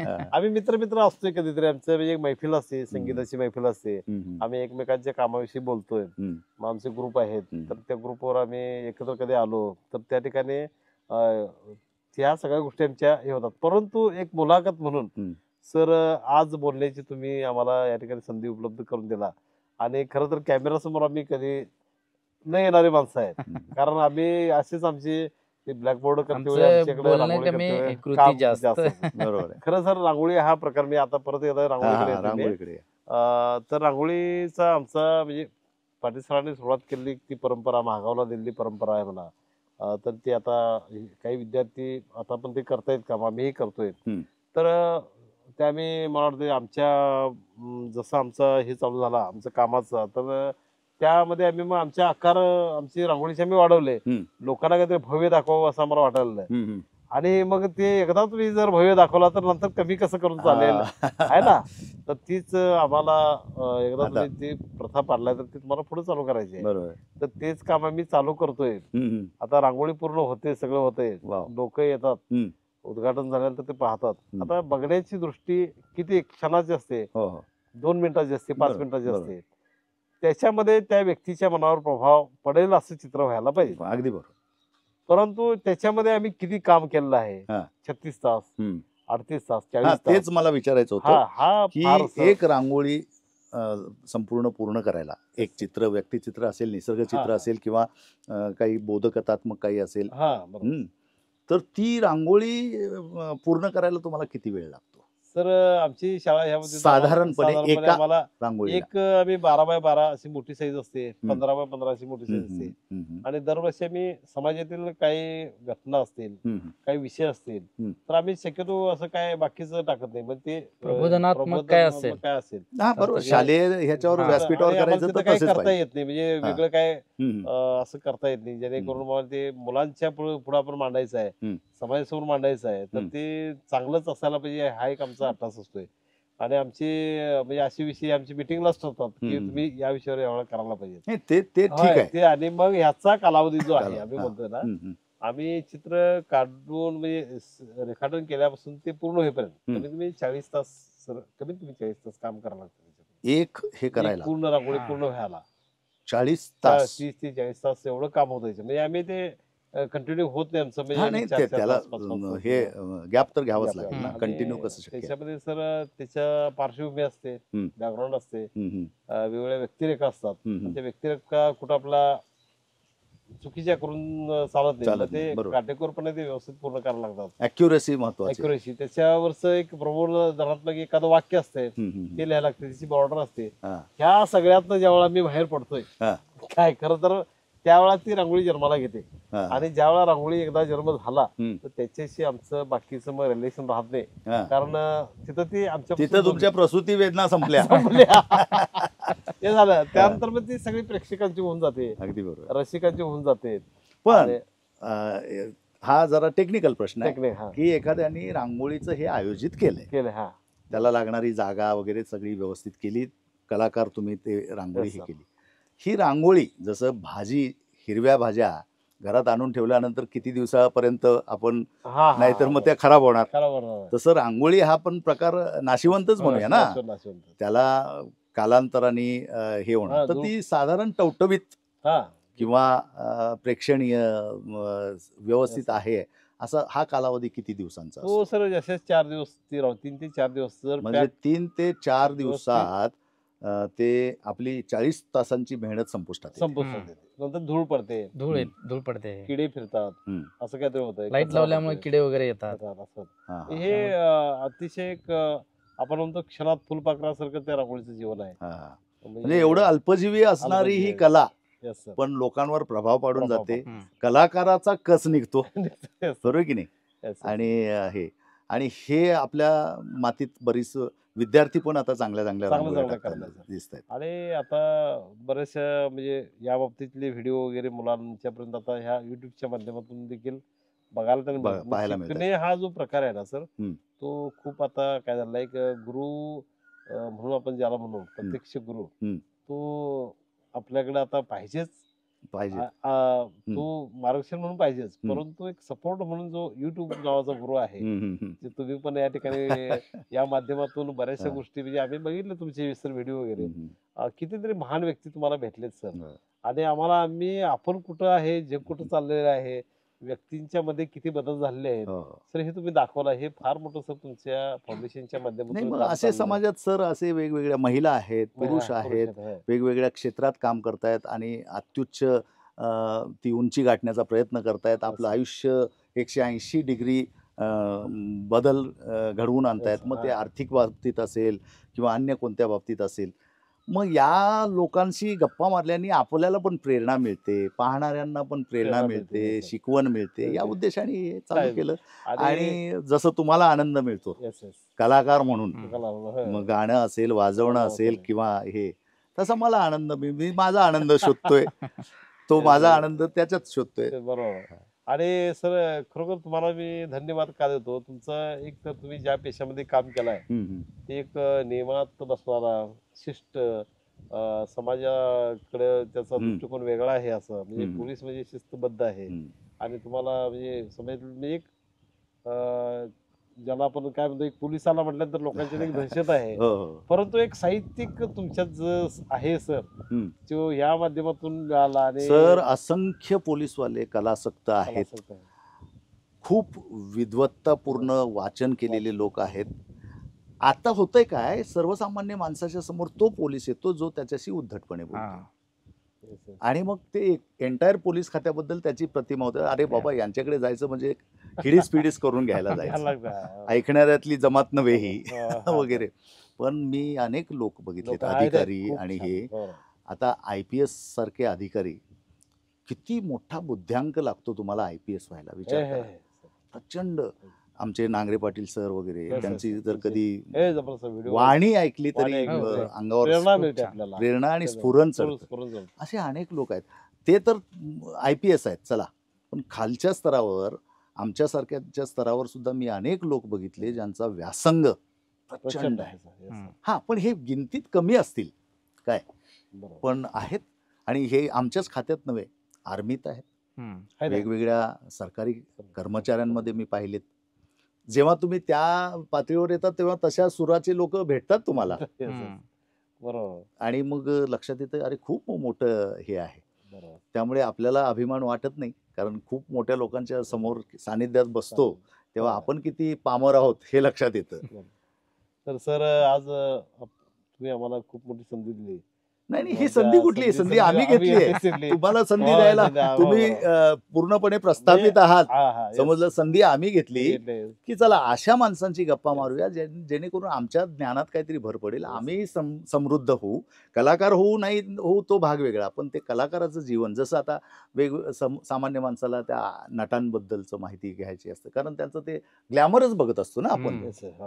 त्याचे पण पाय जमिनीवरच असतात हे आपल्याला माहित नसतं. आणि ते जाणून मग कुठे शिक्षण घेतलं, कुठे काय घेतलं, हे प्रत्येक माणसाला असतं. मग म्हटलं तुम्ही सुद्धा आमच्या दृष्टीने तुमच्या क्षेत्रातले अमिताभ बच्चनच आहात ना, का नको त्या गप्पा मारायला या हेतूने. मला वाटतंय आता बऱ्यापैकी आपण गप्पा पूर्ण आमच्या गुरूंचं स्मरण करूया. आम्हाला V पाटील सर, सुतार सर, अगदी बरोबर, संस्थापक, ती एक मला खंत राहील. कारण आमच्या मित्रांचं, कोंडुस्कर साहेबांचं आम्ही नेहमी जेव्हा बोलणं होतं, माझी पहिली पसंती ती होती पॉडकास्टसाठी. बरोबर हा. आता त्यांच्या पश्चात नाव निघतच आहे, पण ती अशी एकमेव व्यक्ती की त्यांनी काय केलं नाही असा प्रश्न विचारा. होय. जे चित्रकार, त्यांनी कलाकार, अभिनेता, तुम्ही हे सगळं जे काही तुम्ही हा, वाजवताय हे ते सगळ्या सगळं गोष्टी. हाताळलेली व्यक्ती, जादूचे प्रयोग, हा, नाट्य दिग्दर्शक. आम्ही एक छोटीशी टेलिफिल्म बनवली होती, त्याच्यामध्ये पण त्यांनी अभिनय केला होता. मुंबई सोडून आले नसते तर आज ते प्रख्यात अभिनेता किंवा दिग्दर्शक म्हणून दिग्दर्शक हे झालं असतं. 100% एवढं हे हा. चांगले फोटोग्राफर, हा. फोटोग्राफीचं पण खूप छान. प्रचंड ज्ञान, नंतरच्या काळात वास्तुशास्त्र आणि काय काय, म्हणजे त्यांनी कुठल्या कलेच्या विश्वाला स्पर्श केला नाही असं नाही. असं नाही. आणि नुसता स्पर्श केला नाही, हा, त्याच्यात प्रावीण्य मिळवलं. प्रावीण्य. Yes, sir. आणि ते मिळवण्यासाठी त्यांनी बऱ्याचदा गुरुपेक्षा गुरुची प्रतिमा एकलव्याप्रमाणे बरचसं मिळवलं. खरंच मिळालं. एक कलंदर व्यक्तिमत्व, व्यक्तिमत्व. जो माणूस कोल्हा पाळू शकतो तो कलंदरच म्हणावा लागेल. असं. बरोबर आहे ना. हो. तर अशा व्यक्तीचं चला तुमच्या निमित्ताने आपलं Yes, sir. त्यांचं स्मरण झालंय. स्मरण करूया. हा. आणि ह्या आमच्या प्रवासात म्हणजे आता जेवढे आमचे आम्हाला लाभलेले मुख्याध्यापक श्री आरबी पवार सर असतील, हा, हा. आताच्या काळातले घोलप सर असतील, नंतर आमचे मुख्याध्यापक श्री केसरकर सर असतील, हम्म.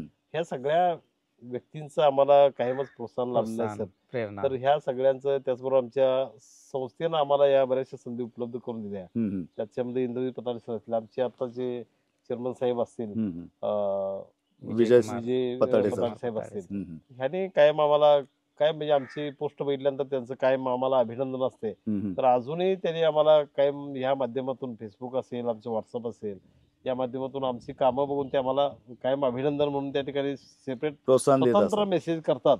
हा. तर ह्या दखल घेत असतात दखल त्या घेतात. सगळ्या. हम्म. त्या सगळ्यांचं सर ऋण आहेत. हम्म. आणि केवळ ह्यांच्याशिवाय आम्हाला मोठं होता आलंच नसतं. बरोबर आहे. आणि आमच्या भागात शिकणारे सगळे आमचे विद्यार्थी, हम्म. ज्यांच्या भरोश्यावर आम्ही हे सगळं उभा करू शकतोय, हम्म. ज्यांच्या समोर हे मांडू शकतोय, खरं दैवत ते आमचं आहे सर. अगदी बरोबर. विद्यार्थी. ह्या सगळ्या विद्यार्थ्यांना देखील आमचं नमन आहे सर. नमन. कारण ह्यांच्याशिवाय सर आम्ही नाही आहे. अगदी बरोबर आहे. हो ना, म्हणजे आम्ही नुसतंच असून नाही उपयोगाचं. हम्म.